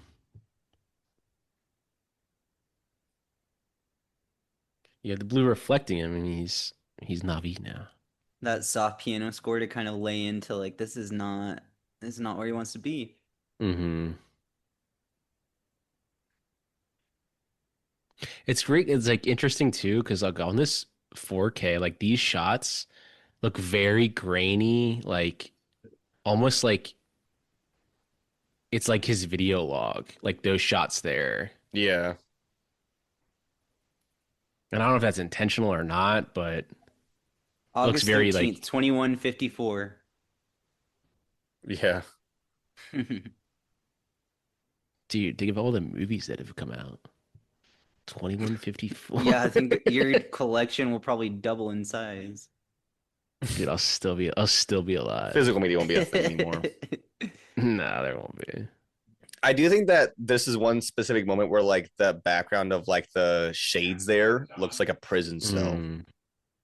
In this Yeah. whole room, all the desks, or not the desks, the tables look like just so like shiny and surfacey, like Yeah. I mean like a prison, really. Not gonna lie, his wig looks really bad here, Sam Worthington. Yeah, I got them by the balls with that when this turns into a shit fight with shit where I feel like this was definitely a pickup at the end. They had to get Like something a in like a there. reshoot. Yeah, a reshoot, yeah. But I Maybe love when something to they bridge it together. when they have Stephen Lang come up, they make him look so strong by just picking up that chair and he just is like just like holding it like with one arm and he just puts it Yeah. back down. It's so subtle to be like this guy's fucking strong as shit. one more thing. Those chairs are probably heavy as fuck too. I know. I'm sure like the actual chair design was so light, but like he literally holds it with like one hand and he like puts it back down. You think Quaritch is like starting to like this is where he starts beginning to see like through his bullshit. I say bullshit, Yeah. but like like he's like That's why we've lost him. like it cuts to those close-ups, yeah. Even his reaction, then that reaction shot, you remove him from that same. They're not in the same shot anymore. So you just have that, and like he's. He doesn't like even you're say saying, anything like, either. He just walks away. Yeah. Yeah. No, you're perfectly right. Like I think this is the scene where he realizes, like, yeah, and this could have been a reshoot where it's like maybe we need a scene like this to have to Like, insert. give me some more I mean, time. whenever Let they me- destroy the Yeah. Tree of Souls too, they're like they don't give him any warning. They just do it. Yeah, Mm. Like he has no idea that it's coming when it happens. but doesn't that how militaries, especially the one the country we live in, operates? It's just they just Ask attack. questions later. Yeah. Pat during our rewatch, Pat brought this up. This movie's so well paced. It's It like is so much very time has passed well-paced. already, but it Mhm. feels like we like started it like Yeah, 30 it's minutes what- ago. Dude, Hour Tony, 20 like in now. we were talking about this before the pod, but One Battle After Another is also a movie that like the first time I saw it, it felt like it was 30 minutes long. And then I saw it Mhm. again and it felt like it was Yeah. 30 minutes long. And the other night Yeah. I was showing it to Avery for the first time because it's finally on digital. And I was like, dude, I want to rewatch What did she think? it. She loved it. She thought it was great. Hell yeah. But no, the whole time I was watching it, and she said the same thing after we watched the movie, I was telling myself, man, I'm gonna get up and make myself a snack in like 10 minutes after the scene's over. And it just like I've seen it twice already. That's what's crazy to me. Is I've seen it twice and I was like, whoa, like I felt like it was 30 minutes long. Mhm. It's the same thing with this movie. It feels like it just flies by, man. Way of Water, dude, whenever it was released in theaters like a month ago, if that, not even a month, maybe a few weeks. I saw it in theaters like 4 times that week, man. It feels like it's 30 minutes, 45 minutes max. I have to admit, I've only seen Way of Water 2 times, and it was back in theaters in 2022. That's okay. Next week, you'll watch it again. I'm gonna get it tomorrow. It says it's coming tomorrow. Yeah. So we're about to watch it 2 more times. We're gonna do rewatch. That's true. And then we gotta do Yeah, you got to write I'm your gonna- notes in, man. Yeah, I'm going to the Academy Museum tomorrow. See Jaws. Oh yeah, you said that. Lucky bastard. I know. I wish I could go to the Academy Museum. We will, Tony. We'll visit them soon. I'm coming to LA. It's there. One day.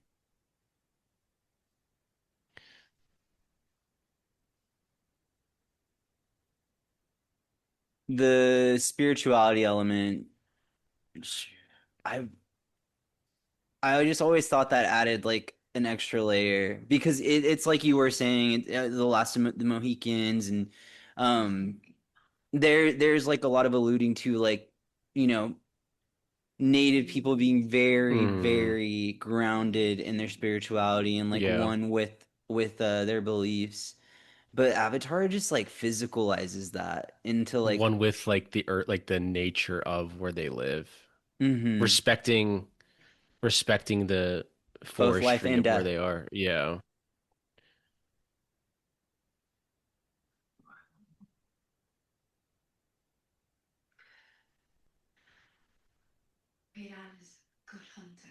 I was trying to see if there are like lights on their Her hair's face or straight here.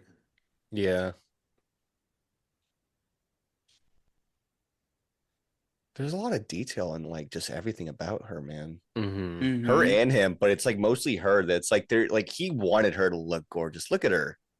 Yeah, I mean She's glowing. you can see the wrinkles in her like her lips, like just like the natural wrinkles Yeah. Even the that. second movie, if it gets any better in terms of like visual like quality, like these Mhm. films really push the boundaries of technology. Like look at his fingers, Mm. man. I saw some stills from Fire and Ash, and I'm excited of Jake and Neytiri. Like incredible. There's a shot of Varong in the new trailer where she's like up and close on the camera and like it feels like you can like her skin looks real. That's what's crazy to me. Yeah. I like the trailer where Vanong is like looking directly at the camera. I'm like, oh shit, that's Yeah, scary. Like, the whoa, opening like shot. yeah. It does look cool as fuck though. Whenever you watch this on the disc that has like the collector's edition that has the two discs, this is where the scene cuts. Like this is like basically like put in disc two. This is where it opens. On like the original Blu-ray. Yeah, the collector's edition that had the Blu-ray, which was Yeah. like at a time when they had to split discs into two. Like Now you can watch Yeah. the Titanic. full. Yeah, you can watch the. Well, the problem with those movies, Pat owns this. I think you said right. So like you know what this is. There's three movies on each disc. So the disc one, and get this, Tony. There's four discs in this thing, right? So you could think to Mhm. yourself, they could just put one movie per disc, or they could put the director's cut, they can put the re-release version, and they can put the theatrical cut on each disc. But what they did instead was they put half of each version on one disc and then the other half of each version on the second disc. So whenever you watch a single movie, you have to switch the discs in the But not middle this one though, of the right? Not no, this not one. 4K. The 4K that you can watch it The on 4K one has disc and it, it's fine. yeah. Because Each cut the has its disc own takes disc, more but data. Yeah. of this. I'm sorry, I got really Yeah, heated like for a yeah. second. No, no. I mean, hey, dude, I listen to it from Pat all the time, except it's movie titles and slip covers.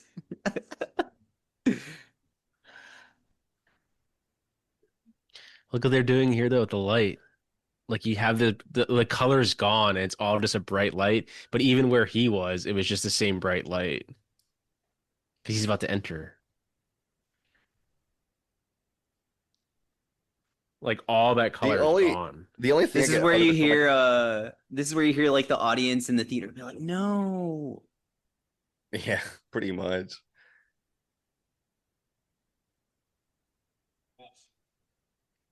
I mean, just like it's You know what's funny to me, colonizing. Pat, is I mean, you as well, Tony, is that we were talking about this, and like you watch a film like Aliens and The Abyss, and they're all dressed like this guy with the hat, like trucker Hmm. hats, jean Yeah. jackets, like blue Midwestern. collar jobs, man.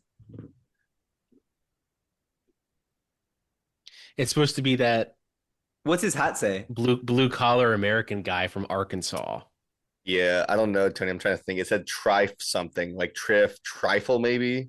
I'm sure it's like a one of those like contractor like they're out there on contract or something like that.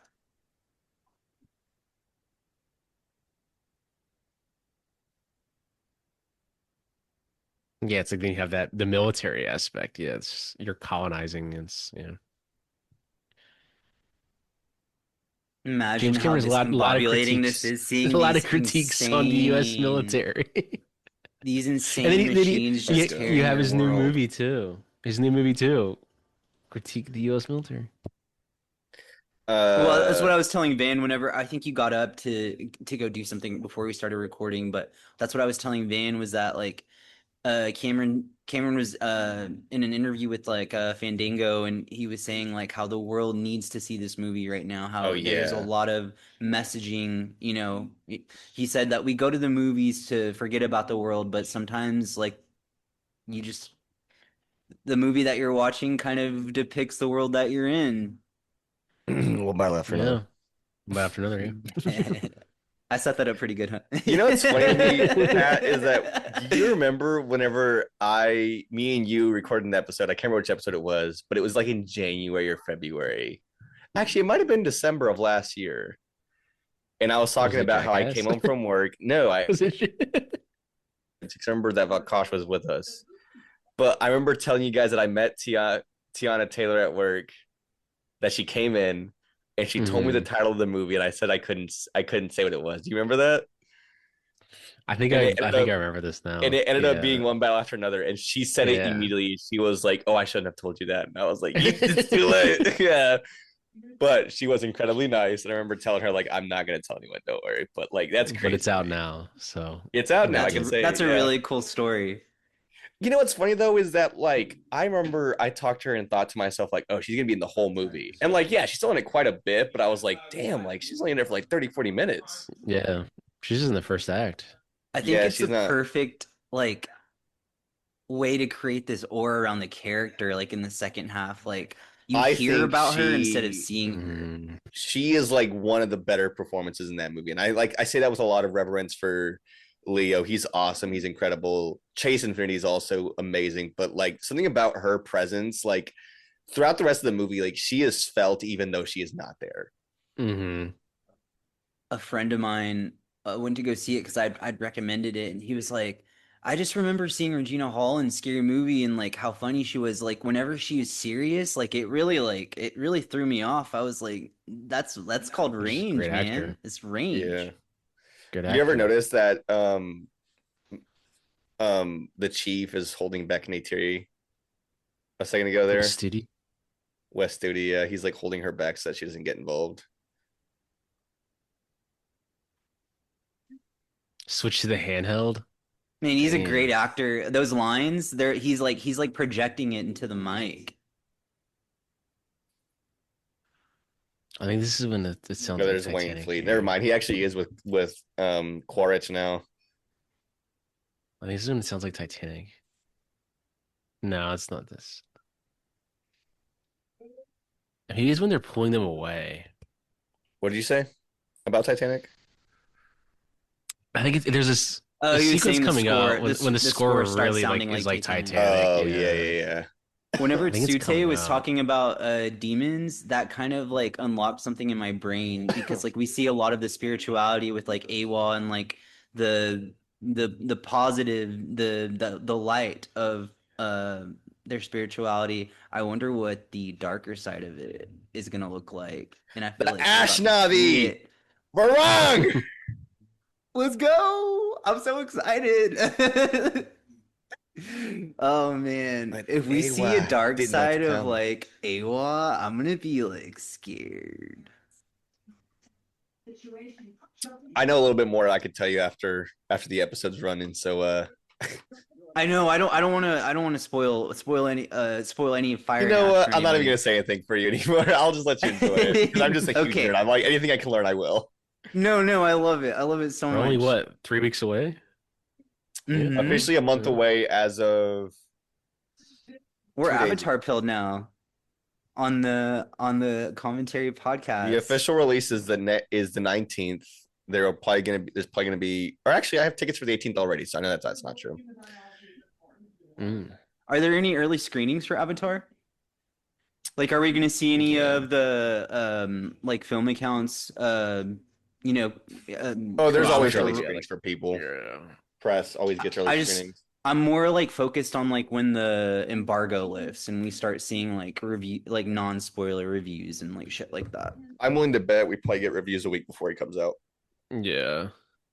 That's pretty good. They're gonna start doing press probably after Thanksgiving. Usually, and you can correct me if you think differently on this, Pat. But usually, whenever we get like embargoes for reviews on movies, it's because they either want to keep the conversation like relevant and alive because they know that they have a really good movie on their hands, or the movie is a pile of dog crap and they know it and they want as least people to know as possible. So like it's when if you have an embargo, it's like the day before the movie comes out. Yeah, the movie comes out Thursday night or Friday, and the embargo is you Wednesday. Can't post review until Wednesday. Yeah, if like Avatar embargo a is movie. if Avatar embargo is Wednesday, they mean it's mixed reviews. Is in there like I have a buddy that gets screeners, and he said that like there's like specific topics like depending on the like screen or whatever, there's topics like that you can talk about and you can't talk about. Yeah. So like Marty Supreme was when I walked out of, and they were like nothing till December 1st. Like they we had to put like first thoughts up because there was a screening at the New York Film Festival,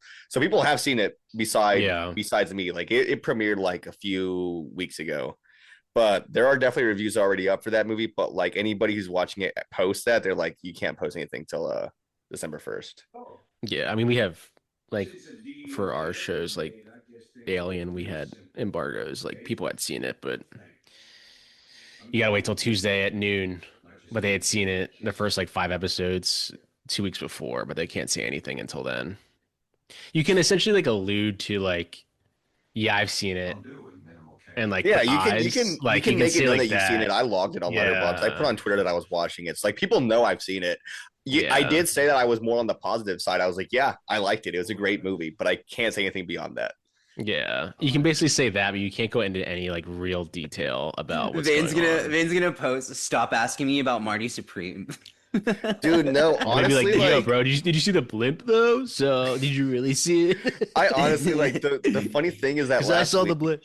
Not even last week. I guess like a few days ago, like 5 or 6 days ago, whenever one battle dropped on digital, man, I posted one clip. I posted one damn clip of the movie. Then everybody was like, "Can you post this clip?" And I was like, "Yeah, I got you." And then I got another one. "Can you post this clip?" And I was like, "Yeah, I got you." And it got to the point where like my page was just nothing but people responding and asking if I could post clips. And I was like, I think there comes a point where like I'm not doing it anymore. Yeah, like guys, it's on digital tomorrow. I'm not doing this. It was the day it hit digital. It's like you could watch it at home. You could have paid for it, but I paid for it. Now I gotta wait for that 4K. Me being like, hey Vin, but I'm gonna have to wait longer. The one where it's like life, man, life. Yeah. No, it's pretty rare that I actually get the digital ones, like the digital releases. But I'm gonna be honest with you, man. It was just one of those things where I was like, I just want to see it again.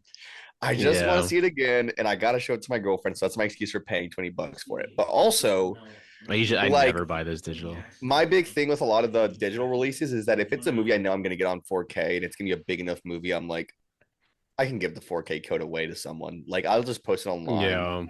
And ultimately, you get someone else to watch that. That's how I met you. I've been told to hold off, so I don't know. That's how I met you, Van. I don't know if you remember that, but you gave me a Scream 2 digital code. I do remember that. And it's funny to me because actually, like, whenever I got the Blu-ray set for that, I remember that like it was like recently too, like before the 4Ks came out. And I remember thinking to myself, like, God, there's probably a 4K coming. I shouldn't buy these. And then I bought them anyway. And it came with a digital code for all 3 movies. And luckily, it came with a digital code, but they all were the 4K. Like, they upgraded to 4K once they came out. So then whenever I got the 4Ks, it came with a second box that was the same set I bought earlier. And so I was able to just give away those codes because I already had all of them. You knew this would happen? Yes. Whenever they show any clips, when they show any clips of the like motion performance for this movie, I feel like they always use this one. It's this clip, right? Yeah. It's when she's yelling at him, yeah. The Matsukai clan, they're very stubborn right here. You know, I mean, they built this guy up and made him part of the family, and they're not listening to him. They're like, no, we got this. We got whatever they're going to bring. God, I love her yelling at him like that. She's so good, bro.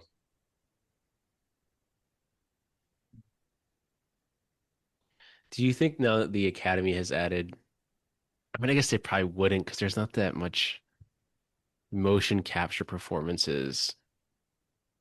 Like, do you think they would ever add a category for it?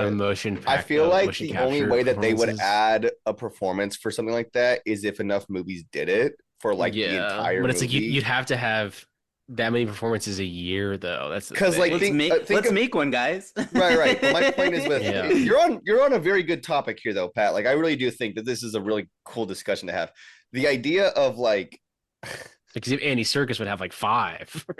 Right. But my thing is that like there comes a point where it's like the category has to think about like specifics, right? Yeah. So there's the question of like how much of the performance has to be in the film for it to be like, how do I explain it? Like how much time do you have to have as a motion performer to be nominated per movie? And if that's the case, like if it's the whole movie and your performance can only be that, it'd be Andy Serkis in these movies. Mm-hmm. Like what other movies? I think if you give it like 20, 30 years, like a lot of movies will have motion capture like this. So I think you could eventually have a category. So let's think about the logistics of this. Spider-Man, Tom Holland's Spider-Man. There are scenes where he uses motion capture for that like dumb iron suit. But it is technically motion capture, and then also the Hulk. Hulk is the same way. He is a motion capture. Thanos was motion capture. They'd be eligible. Josh Brolin Groot is motion capture. Like that's what I mean is that these are characters who are all motion capture, like CG generated motion capture performances. But we only ever think about Avatar whenever we think about that. Yeah, Avatar or just Andy Serkis. That's all you ever think about. These are my favorite things. I'm like in heaven right now. What about Beowulf? Mm-hmm. I was gonna say, like, think about Beowulf. It's kind of crazy. Beowulf. I guess Eddie Robert Zemeckis. Now I think about it, like, what was the one that he did called the Polar Express? The other one, Polar Express. I'm sorry. And here had a lot of Christmas Carol technology. Oh yeah, Christmas Carol too. So like those are other movies that are like in the same vein, but they're all so spread out. They're like 2010. 2007 wasn't like Welcome to Marwen like half of that motion capture? Like they're like the toys. I have no idea, but I would assume Alita Battle Angel. Alita Battle Angel, yes, that's another one. Like so there are performances there. It's like The Adventures of Tintin, Monster House is mocap. Tintin, Spielberg. Monster House is mocap, and I feel like that's a pretty obvious one when I think about it. Tintin was Spielberg with Peter Jackson and Guillermo. Didn't Guillermo work on that too? Yeah, so if that's the case, Andy Serkis would have one for Two Towers, or nominations at minimum is what I mean, not wins. He'd probably win for one of them at least, though. But Two Towers, Return of the King, King Kong is another one. Andy Serkis is going to be one of those honorary Oscar. He's going to be up on that podium just for like his motion capture work. I got a list of 10 from Variety from an article in 2021. Are you ready? Hit us with it. Let's see which ones we missed. All right, let's see. Roses Salazar and Alita Battle Angel, Alan Tudyk and iRobot. Oh yeah, Ty Sheridan and Ready Player One. Jason Cope in District 9. He's in quite a bit of that. District 9. Oh yeah, Sharlto Copley. Andy Serkis and King Kong. I was gonna say King Kong for Andy Serkis too. Yeah, the next year. Andy Serkis and Rise of the Planet of the Apes. Smaug too. No, that was Benedict Cumberbatch. Right? So like so like for Smaug, wait, no, he's not in Smaug, is he? Unexpected Journey has Andy Serkis, and then Smaug would be Benedict Cumberbatch. Yeah. Would the third one also be Benedict Cumberbatch? Because I don't think Smeagol's in the third movie, and even then, he's in it for 10 minutes. Yeah, and that's what I say. Like, how much time is the needed for them to get a nomination? Is the next Oscars have the casting Oscar now? Is that next year? I think it's the year following because it's the same thing. 2027 stunts, yeah. Casting like as an ensemble or casting director? Casting like directors, yeah. Wow. Like their casting directors can get Oscars now. Nice. So but that's what we're saying is that we don't know when it's like gonna be part of it. Like there's a new category for stunts as well, and that's going to be one that I think it's dropping with. Like, so I don't know if it's casting's 2027 and stunts is 2028. I think is when it starts. That's why they give do it at the same time. That's why they give Cruz the honorary because they know he's not going to be doing it anymore. So here's your honorary. You guys, he might still be doing movies like that. You don't know. We don't know. You never know. Yeah, if they go to space, he'll get one. Yeah. This is how I know you guys are bros. You guys are distracting me from the heartbreak that is happening on the screen. I know we're talking about all of this during like them destroying. To be fair, I mean, like the commentary that we're having on the film is more about the technology behind it. Like we are doing commentary. It's true. It's very valid commentary, I think, as well.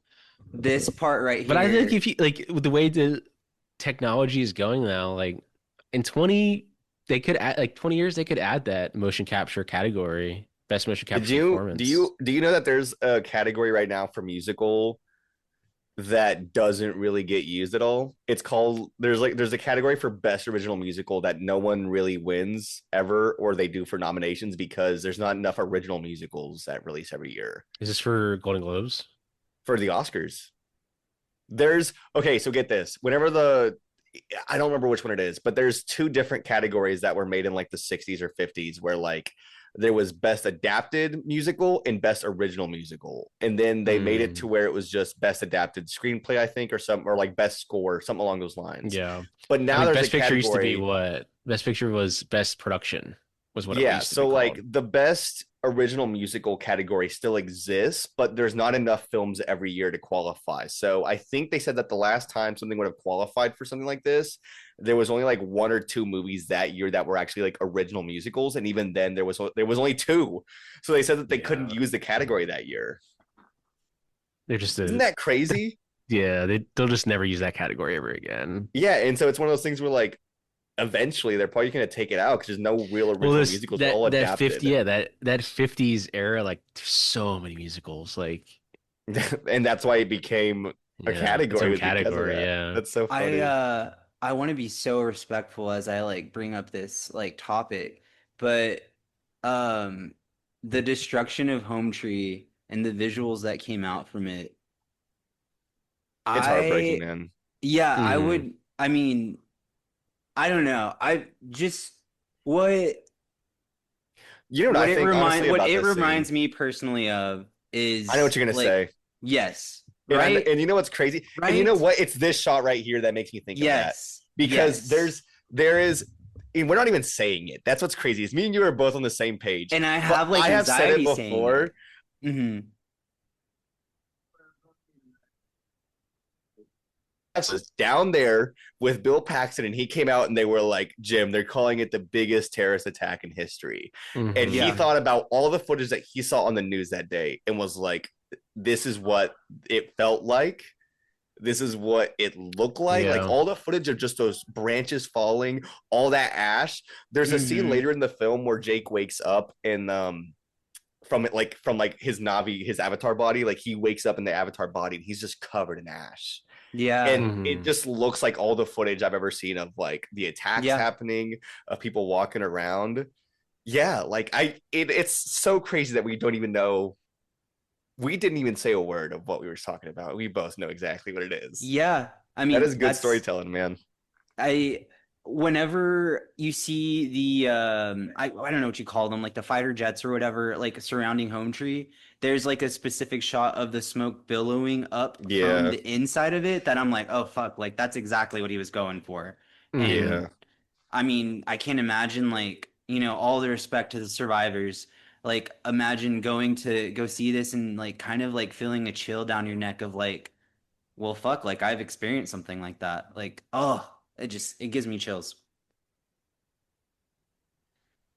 But maybe the Titanic part's coming up.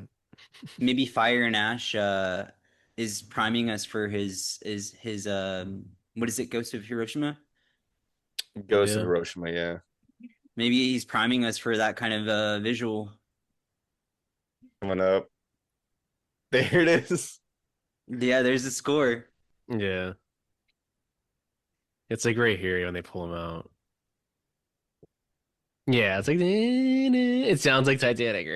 Oh, here you go again. Another copyright strike. Then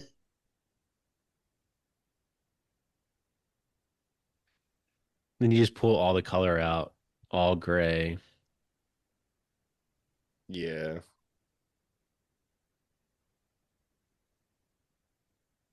Sigourney's about to cook. Braveheart? Braveheart? Yeah. She looks so fucking pissed, man.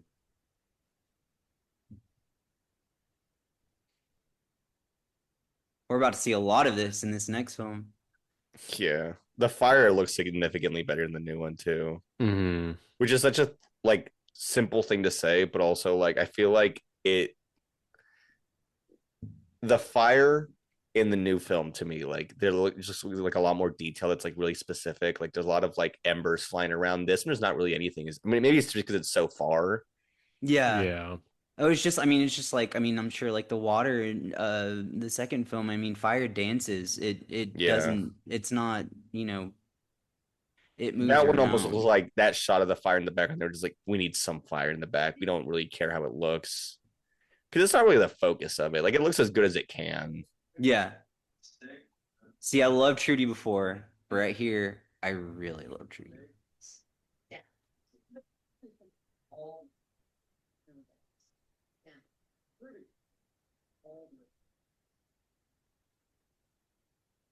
We're all locked I mean, in. you always have, yeah. Yeah, it's kind of I mean, it's funny also like a whenever we're all little, watching a movie, we all get locked in immediately. yeah. I mean, it's also like a little like I think a lot of the story of like the military aspect of it's like it's kind of cliche. Like there's always that one military officer like her that's like not for what's going on, and she's gonna help. But you have to It's have cliche, that but it to works. advance the story. You have to have that.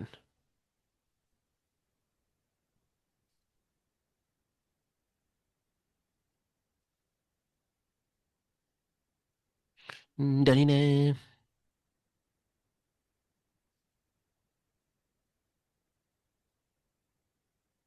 Yeah, I mean, this guy I feel like had a moment too. He was in a lot of movies.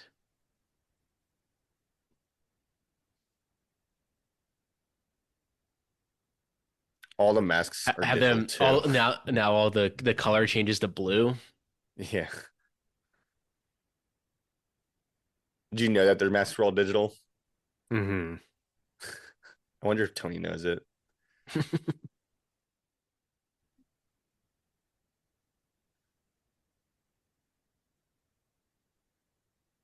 It's like I always love that like he holds his breath here when he's Yeah. shooting all that stuff. And you have someone that comes out and gives him a Yeah, mask. he's like the way he just like He like doesn't care. He's like so hateful. He just yeah has to shut it down. yeah just that. But he's like that one military guy like you just like can't kill. Like he's just Yeah. that general. I love like the look here. The look of that gun is so like Yeah, and like it's is always an like interesting look to me.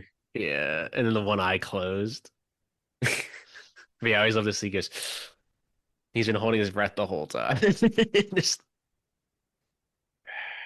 The thing with cliche too. I hate to say it, but like yeah, yeah, like her getting hit. Like it's so like yeah, it's very I did not know if the it means I masks were get to watch some digital. whole hours, it's I'll take it.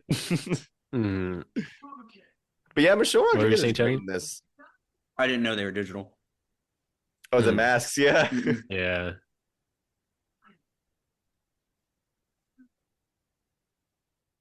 Spider wears one of those.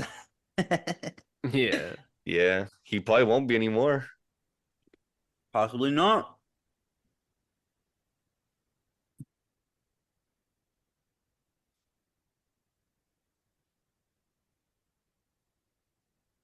I'm trying to think of what that process would look like for Norm to be outside in that Navi in his avatar body, like him having to go in there and like basically like wake up in the Navi body and then going outside and letting his body just sleep in there while he does that. Yeah. Yeah, That would be he's right that would be there. so He's like trippy right to see there. yourself Yeah. sleeping.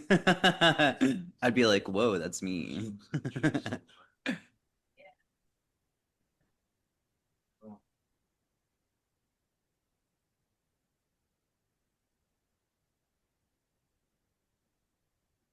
Damn. How far are we in now? Almost two. Whoa. Whoa. You guys think she's gonna be okay? I hope so.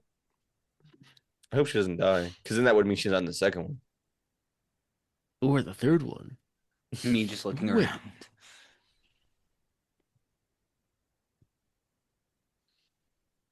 Damn. Because I know them. I'm Jigsaw. Don't you know? I was a fucking Terminator. It's also crazy how they feel like they aren't part of the people. Like it's like the beginning of the film again. Like this Yeah, like whole destruction they're happened. exiled. Yeah, they're exiled. They feel foreign again. Which, like, he kind of had to fight for Grace to go back too, Mm-hmm. because they didn't trust her. Oh, I guess they probably didn't do it in this cut of the movie either. I'm so used to just watching the director's cut now or the extended cut now that What maybe is they don't it? explain it. What is it, Vin? I How they might be don't tripping. trust It might Grace? be. Yeah. Do you know about why they don't trust Grace? No. So So then, maybe it okay. So is. then maybe it is Yeah. just in the director's cut. Then Yeah. there's a small scene in the first or in the extended cut, and I think it was before they hit home tree. But Mm. there's a scene where him and Grace are. I think she's eating or he's eating. They're doing something in that kitchen, Mm-hmm. and Jake asks her what happened to the sister, and I can't remember the sister's name, Neytiri's sister, but Okay. he jokingly says something about like he jokingly says something along the lines of flirting with her, and then she says, "Oh no, she's dead." And then she tells him later how she died, and basically what happens is that like the students that Grace had went in like basically attacked like one of the military vehicles. I can't remember which one, like a vehicle of theirs. And for whatever reason, they thought that Grace could protect her. And so they followed them back to the school that they were at and basically shot them. And they shot Neytiri's sister right in front of her. Oh, damn. Okay. And then there's also another scene in the extended cut too, right after the Tree of Souls gets crushed, where like a bunch of the Na'vi are they're like basically like forming like an attack like on the RDA, and they like burn that vehicle. So like Sute is leading the pack, I think, but they're like basically burning all of their shit down.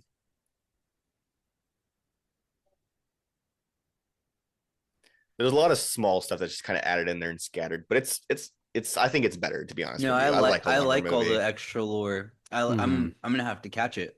When Tasute dies, you actually see him die. Like you don't just see him fall. He has like a final scene with Jake. Damn. Just got to cut it for time.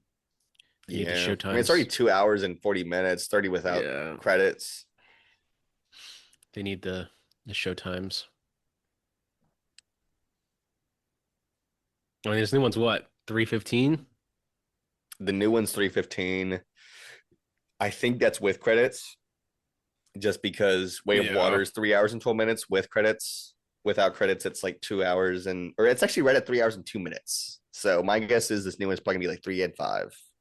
Yeah, with 10 minutes credits. Sorry, no intermission for you, Tony. He I heard you complaining today. AWOL heard me. I was like, in the car. I was in the car listening to you say, "We need an intermission," and I was like, 4 hours, baby, 4 hours. That's why I was like, no, they'll just start the show times at 9 a.m. I'll say this, like I do think that the reason there's not an intermission is probably just because Disney knows that if they put the showtime at 3 hours and 45 or 3 hours and 30 minutes instead of 3 hours and 15 minutes, like less people are going to go. And it's like, you can tell them that there's an intermission all you want, but they're probably still not going to go if they see 3 hour and 30 minutes. Brutalists luckily have like true.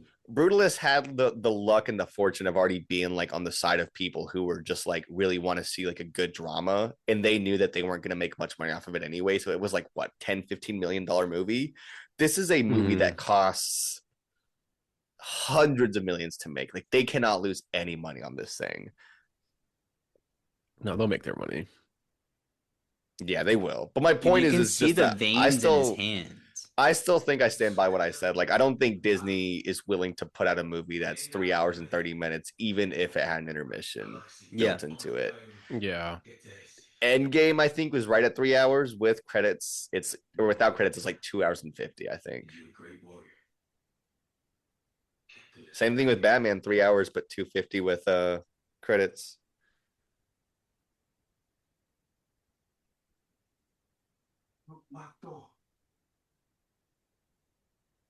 I mean, you had him come in on the Rebirth, a Sunrise. Yeah.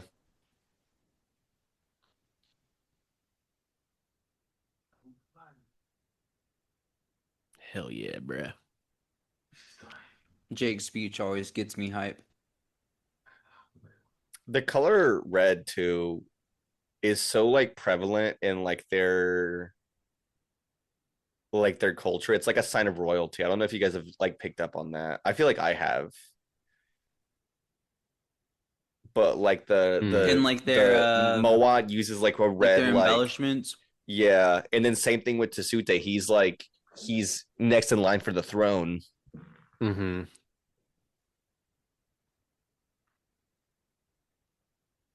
What are you snacking on over there?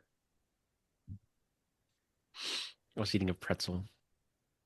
I was trying to see if it was the same thing as me. I'm eating grapes. Grapes are insanely good snacks for movies. Hell yes. I'm not a big snacky person during movies. It's unfortunate. I wish I go to movies with people so often where they get popcorn and I don't get anything, and they're like, "You don't like popcorn?" I'm like, "Nah, man. I worked at a theater for 5 years. I can't eat popcorn anymore. It's Yeah. very rare. Like I eat some every now That and then. smell. If other people, yeah, man, that's that smell. It's just like it's everywhere when you work at a theater. It gives you but like also like PTSD. yeah, like 5 years of that. But then also like if a friends get popcorn or like Avery gets popcorn, I'll eat a little bit, but not enough to where like it's very rare that I get my own popcorn. I'll say that. You'll just grab a handful.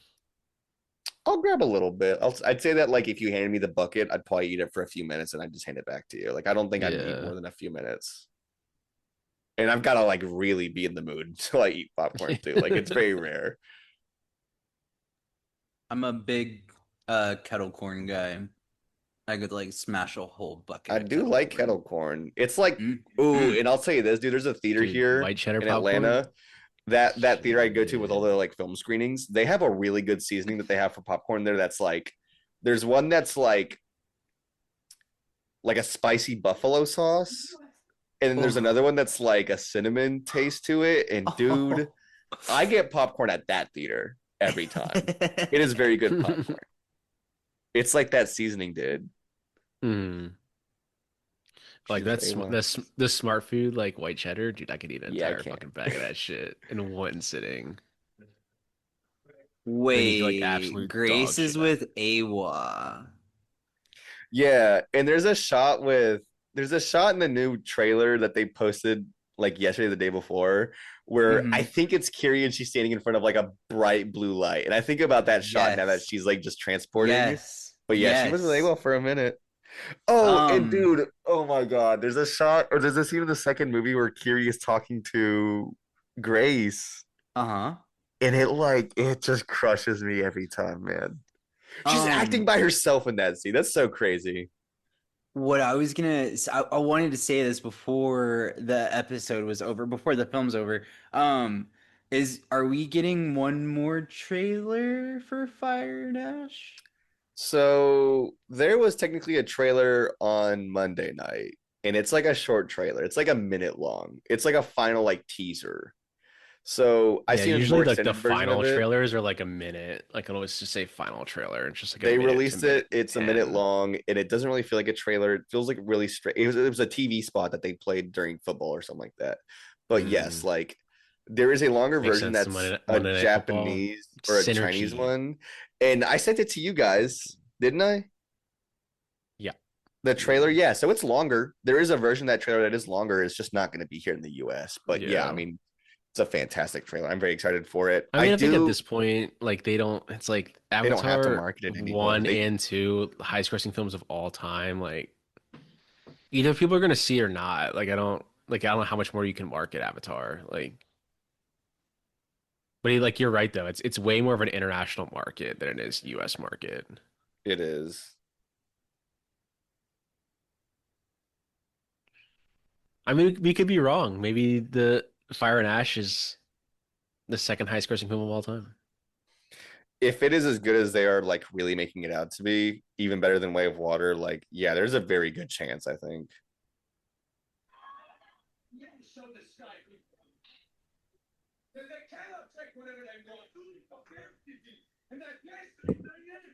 Damn, he becomes like the leader pretty quick.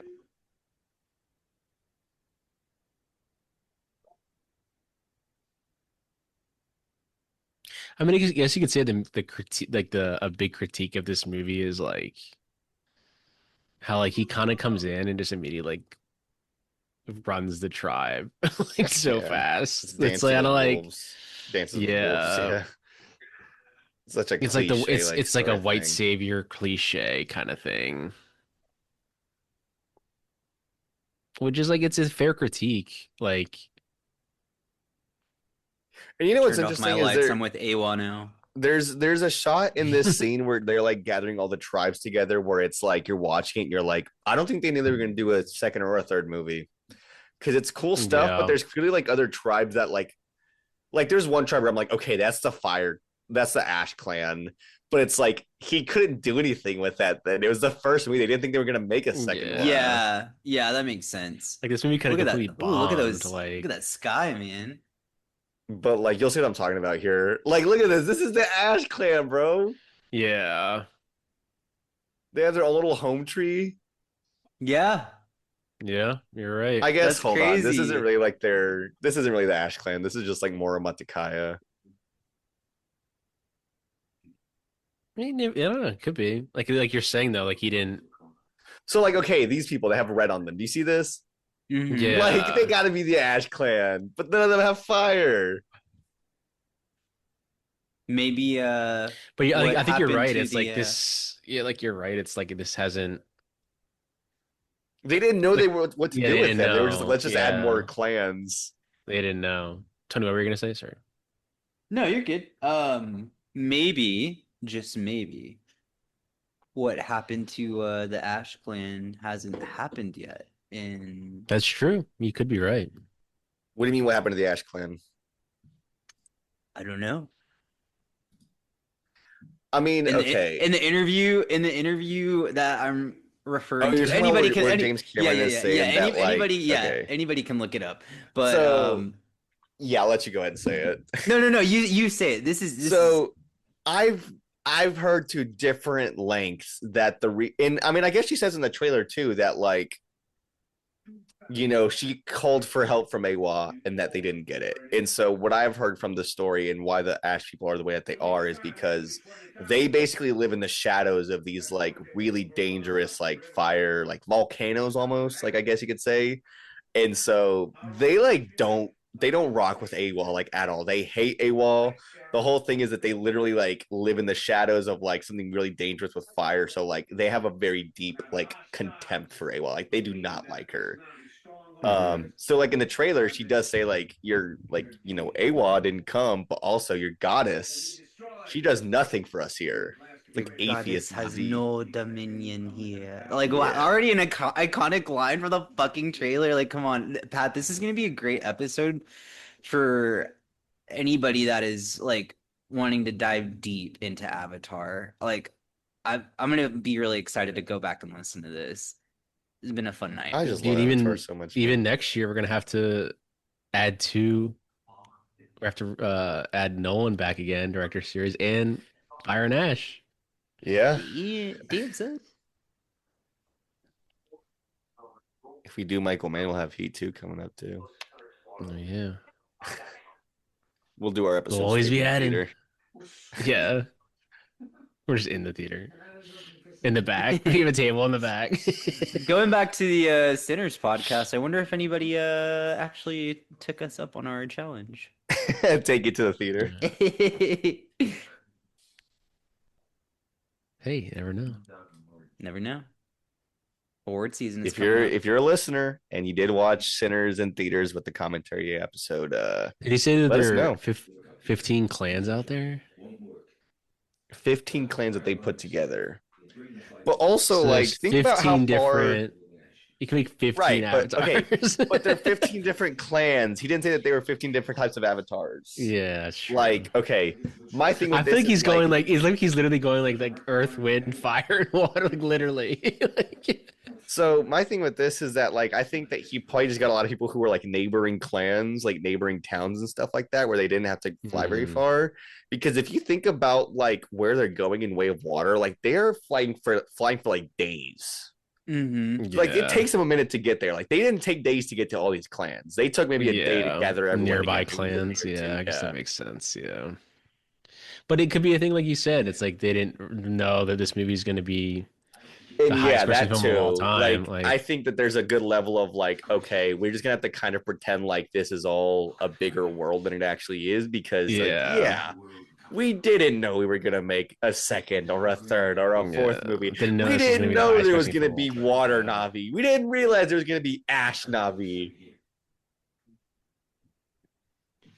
Like he probably had that in his world building, but it's like this is pending if this movie does well. Like I'll add these in, but if not, then this is just a standalone, like standalone, pretty straightforward story. Very straightforward story. Yeah. I'm really getting a newfound like respect for the way that this film looks. It's gorgeous, man. Mm-hmm. Especially this 4K. They were in what they were doing, especially with like the previous stuff, because as much as I like really love this film, like watching that previous footage is rough because it just looks like you're watching like giant Lego blocks like walk around like a PS2 cutscene. And so it's like if you don't have the vision for what you want already as it is, like this pre-visualized like staging and blocking, it's like so difficult to get an idea what it look like. This movie also, for a film that like again has a lot of CG elements to it, there's a lot of texture, man. And I think that's really the big killer for a lot of CG elements and like performances, is that if there's not really much texture, it's kind of hard to like find yourself feeling the weight and like the reality of what you're watching. Like when I watch Beowulf, I'm like, man, this movie has great performances. It has great script. Everything is there, but it's like visually the whole thing just looks like a PS3 cutscene. Yeah. And so it's really hard for me to like really love Beowulf, but I want to love it because there's so much there. I get that. And you can tell the performances are there. That's the thing. It's like if you close your eyes and watch that movie, I feel like you would still have a really good time just listening to the performances of it all.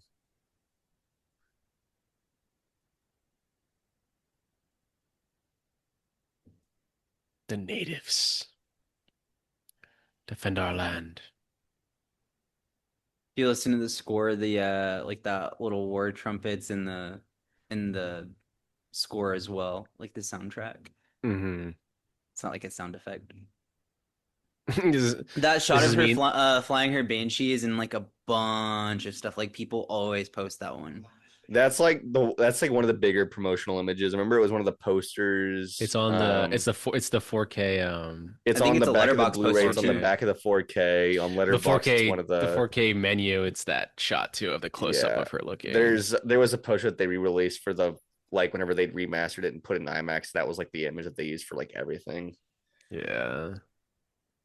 Well, going back to like the kind of the cliche thing is like the guy that hated him is like the leader. Like when he's like, they give like the head nod. Bet you he dies. Like, bet you he's about to die. Like pretty obvious. I think that's what separates this movie from the second movie. Is like this movie's pretty straightforward when it comes to the story. Like there's not really an in-depth story that's happening here. Love story mixed with colonization and militarization.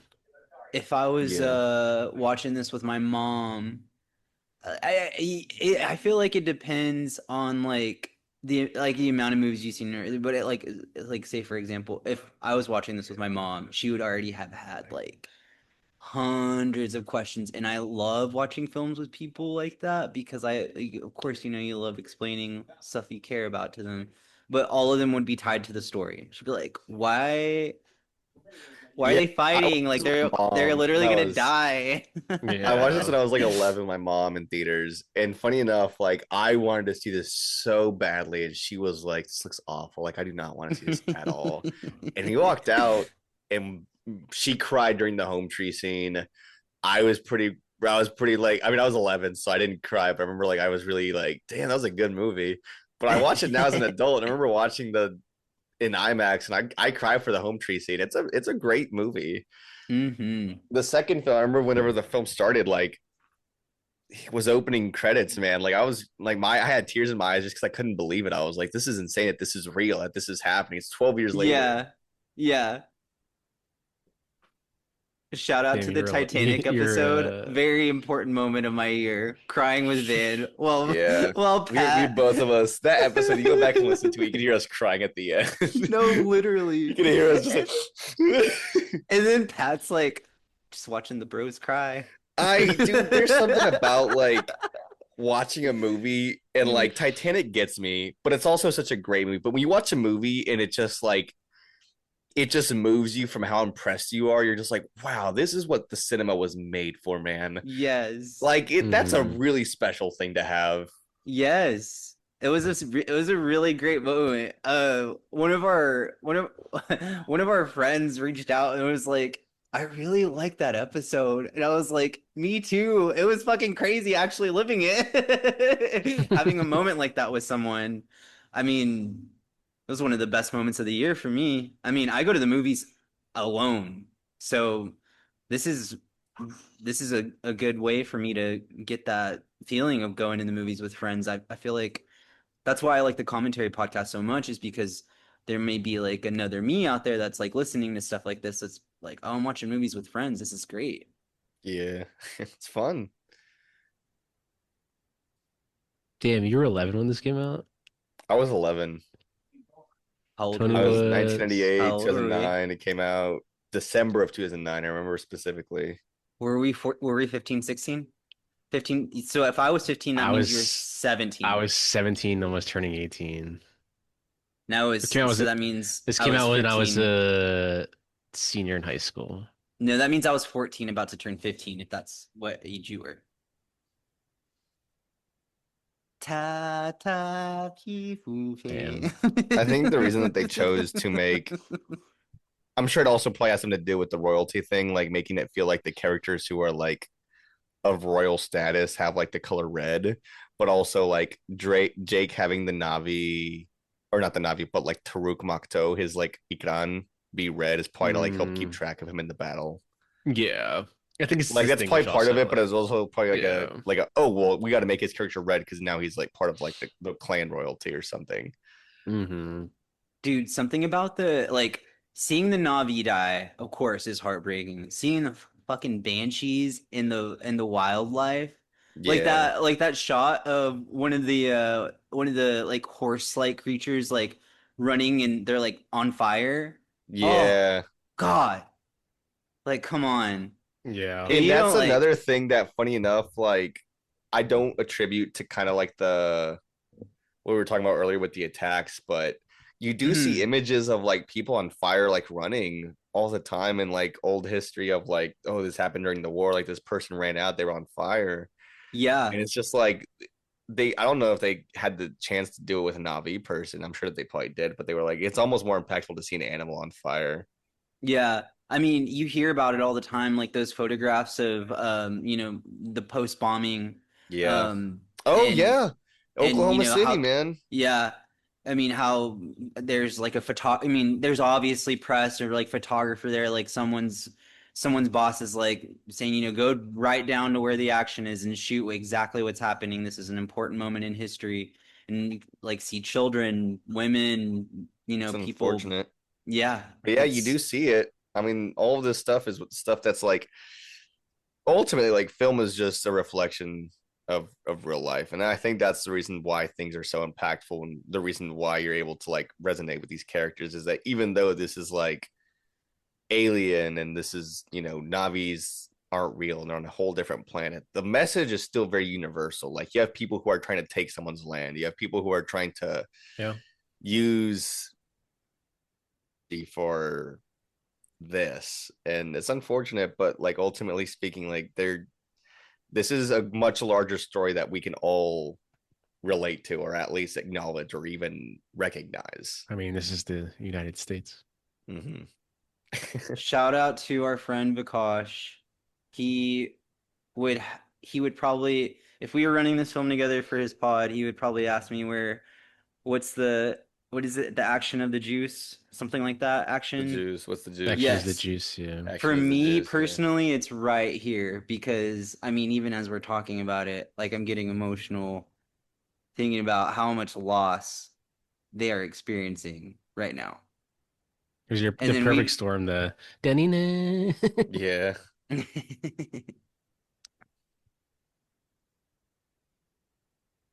Trudy's ship is painted blue.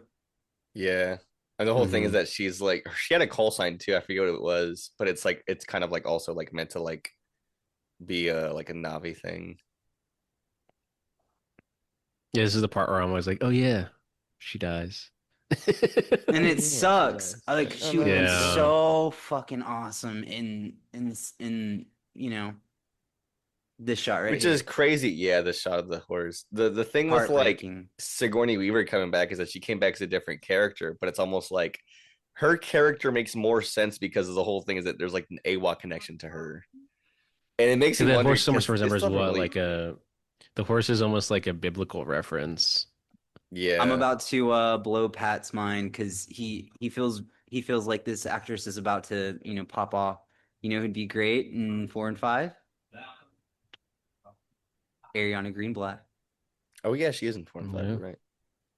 Oh, you know what's so funny is that actually this might be a better discussion for Wait, is she in Way of 4 and 5? Water. I Oh, think I don't about know. it. I was just saying like that would be cool if she was. Is she? Oh no, I thought you were saying that. I don't know what I thought you were saying. No, you're good. I don't think she's in It, them. I thought you were saying something else. I'm sorry. no, you're good. You were talking about Ariana Greenblatt, right? Yeah, So you guys were talking about her in the last episode. Yeah, I yeah. don't think she's in 4 and 5. I'm not sure No, it's just where that came Cameron said from. that he would not start filming the remainder of Avatar. I think because they filmed like like a little bit of 4, but he said he will not continue to film it until after Avatar: Fire and Ash is released. So what I thought was being said, Tony, was that Yeah. she plays the younger Gamora in Avengers Uh-huh. Infinity War, and Mhm. Zoe Yeah. Saldana plays Gamora. And so I thought that you were connecting those two dots. Was that you were like, oh, you know who else she plays? And I was like, oh yeah, I guess she does play Gamora, as well as young Gamora being Ariana Greenblatt. Wait, that would actually be cool if they had young Neytiri flashbacks and it's Ariana Greenblatt. But at this point, my thing is that like she would work only if she was still the same age as like she was in Infinity War. It's been like almost like Yeah. 10 years at this Yeah, point. I think she's Yeah. Much older 18 now, now. yeah. Ariana Greenblatt's like 18, yeah. She was in Now You 18, See 19. Me, which I just saw. No, you don't? Now you don't. Now you don't. Yeah, like I just got fucked.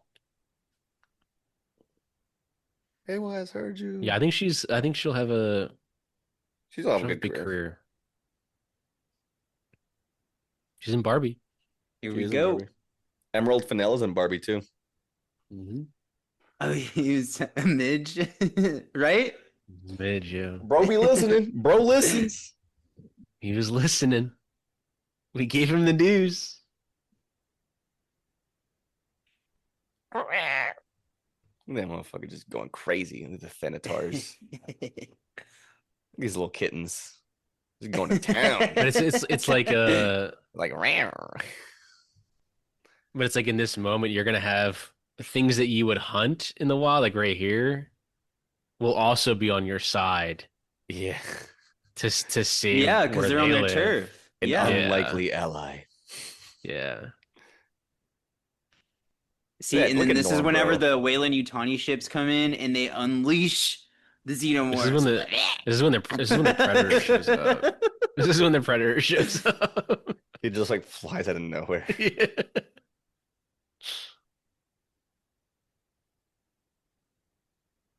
That's a big ass ship, man. Mm-hmm. Mm-hmm. Yeah, I mean, you're right. Like, this movie is just, it's just a critique of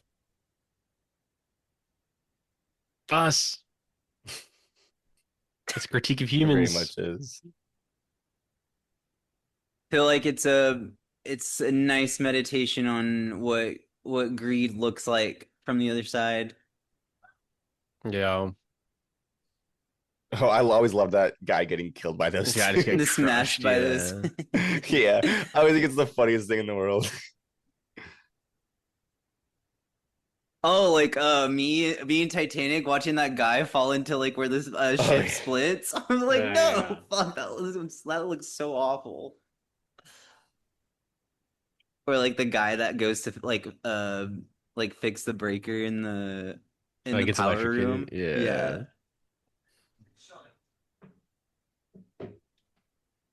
I always forget that the Navi and the avatars are like 10 feet tall. They're like 18 to 20 feet tall, brother.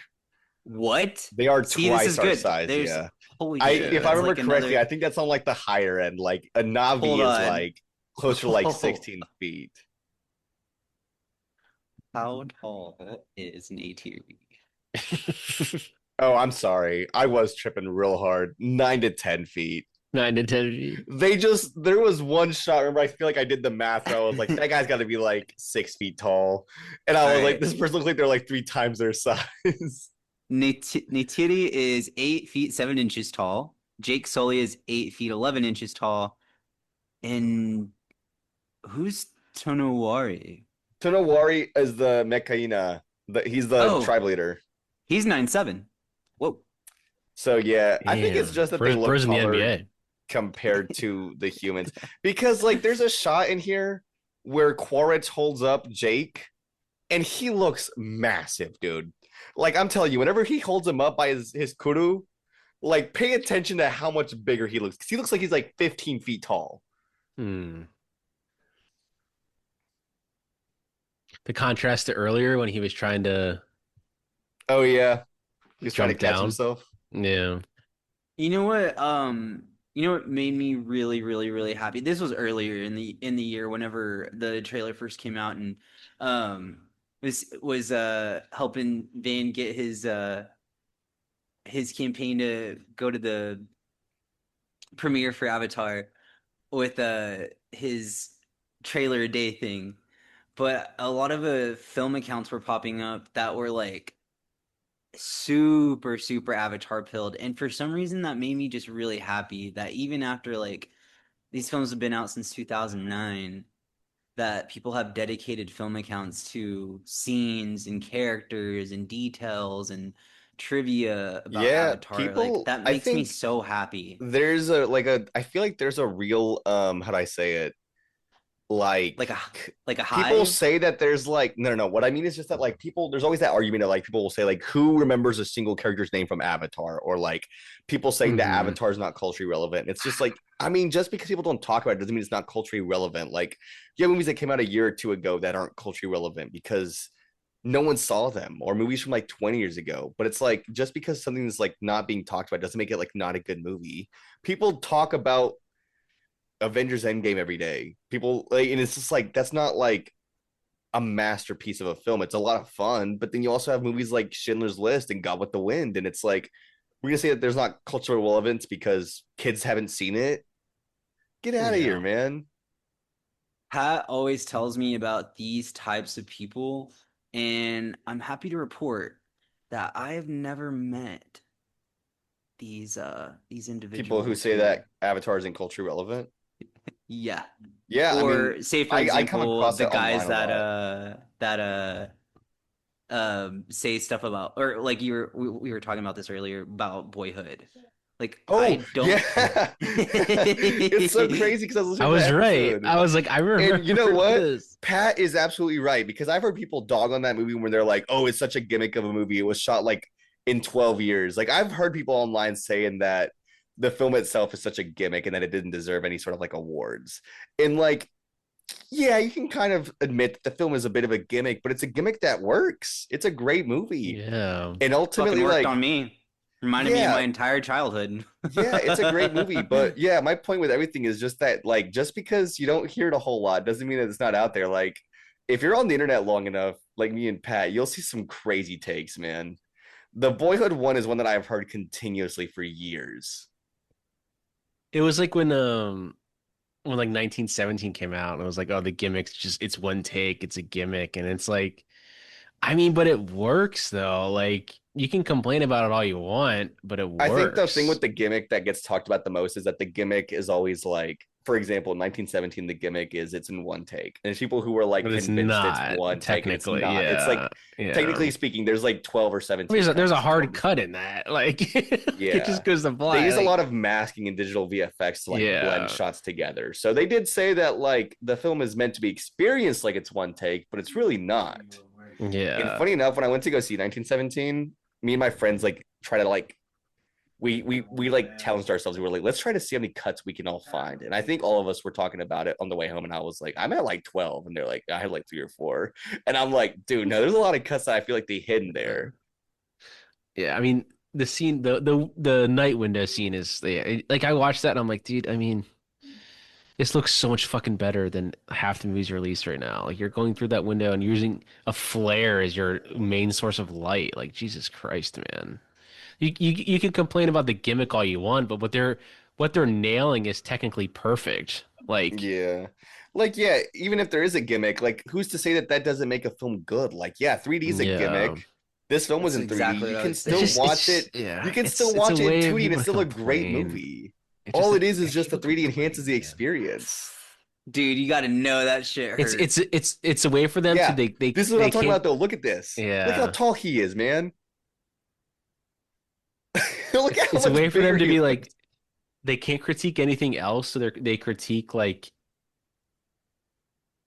the filmmaking part of it, but as opposed to like they can't critique anything else. So they'll complain about like, oh well, it was filmed over 12 years. That's a gimmick. Like what? I No movie's always like try to ever like look done at it that. films 3 different ways when I critique anything. Is I look at it from like an emotional perspective.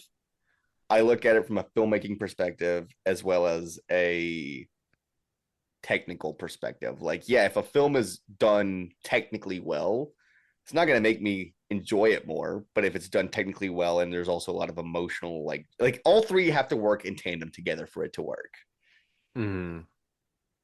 Pat's whole world is about to change our next episode of Film News.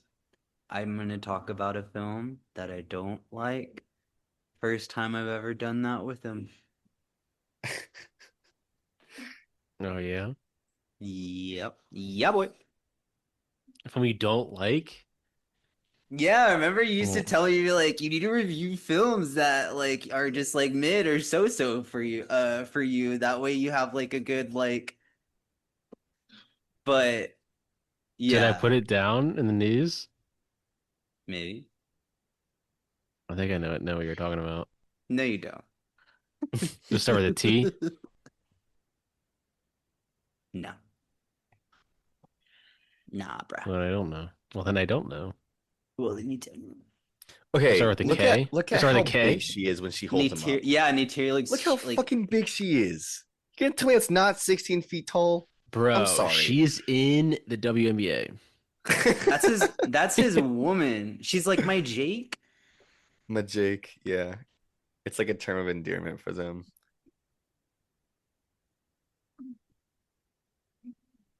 He's acting with nothing on his face. That's crazy. I mean, the frame is there. The only thing that's there is like not there is like the digital glass.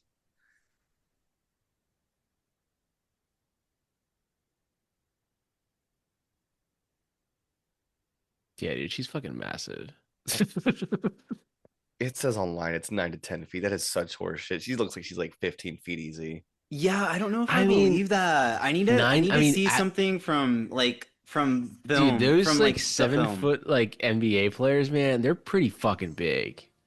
I could see Okay, this being hold like on. 9'10". Like, So hold on. What I read was an AI overview that was on Google. I just looked up like Navi avatar height. Let me look up like a real official website that someone's like, let me get Jimmy C on the phone. I want to ask one of those avatar accounts, like, hey, can you give us a rundown of the bio of a Navi? So there is a Navi like Wikipedia, like an Navi avatar Wiki. fandom. Navi Wiki, yeah.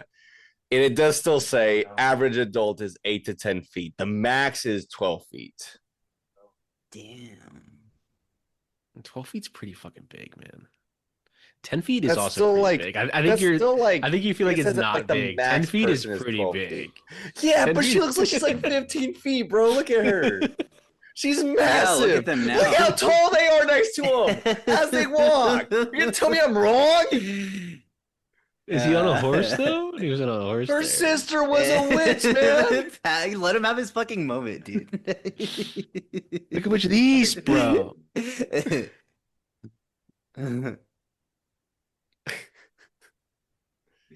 Her sister was a witch. And what was her sister? That's how I sound, bro. I sound insane. Oh, it's August 24th. That's pretty close to my birthday. It's his birthday. Heck yeah. You guys know it was the same birthday. Look at that. Heck yeah. You know what's so funny to me is in the second one, the Navi that are part of Quaritch's team will have their tattoos. Yeah. Like, did they take a needle to their fucking avatar? Jake has tattoos, and when he has his avatar Navi, like his doesn't have tattoos. I mean, I guess it's meant for his brother. Maybe his brother didn't have tattoos, but like his Quaritch's team will have like tattoos. Like one of them has like an eagle. Quaritch has an eagle on his arm.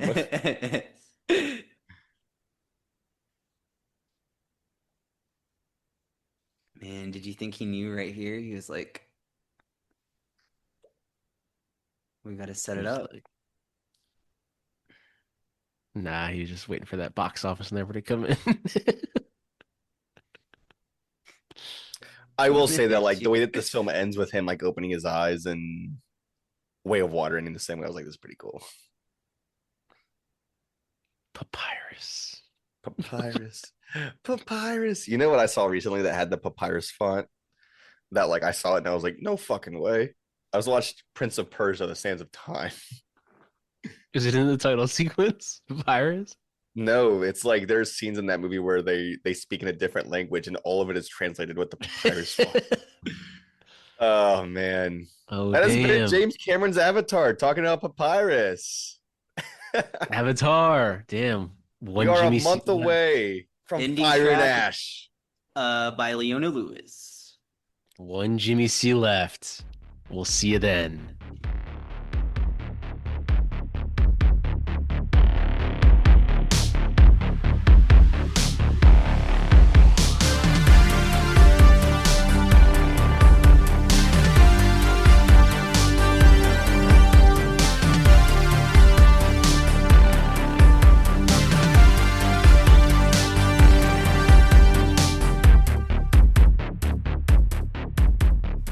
This podcast is hosted and edited by Pat Brennan. That's me, with intro and closing music by Patrick Baxter.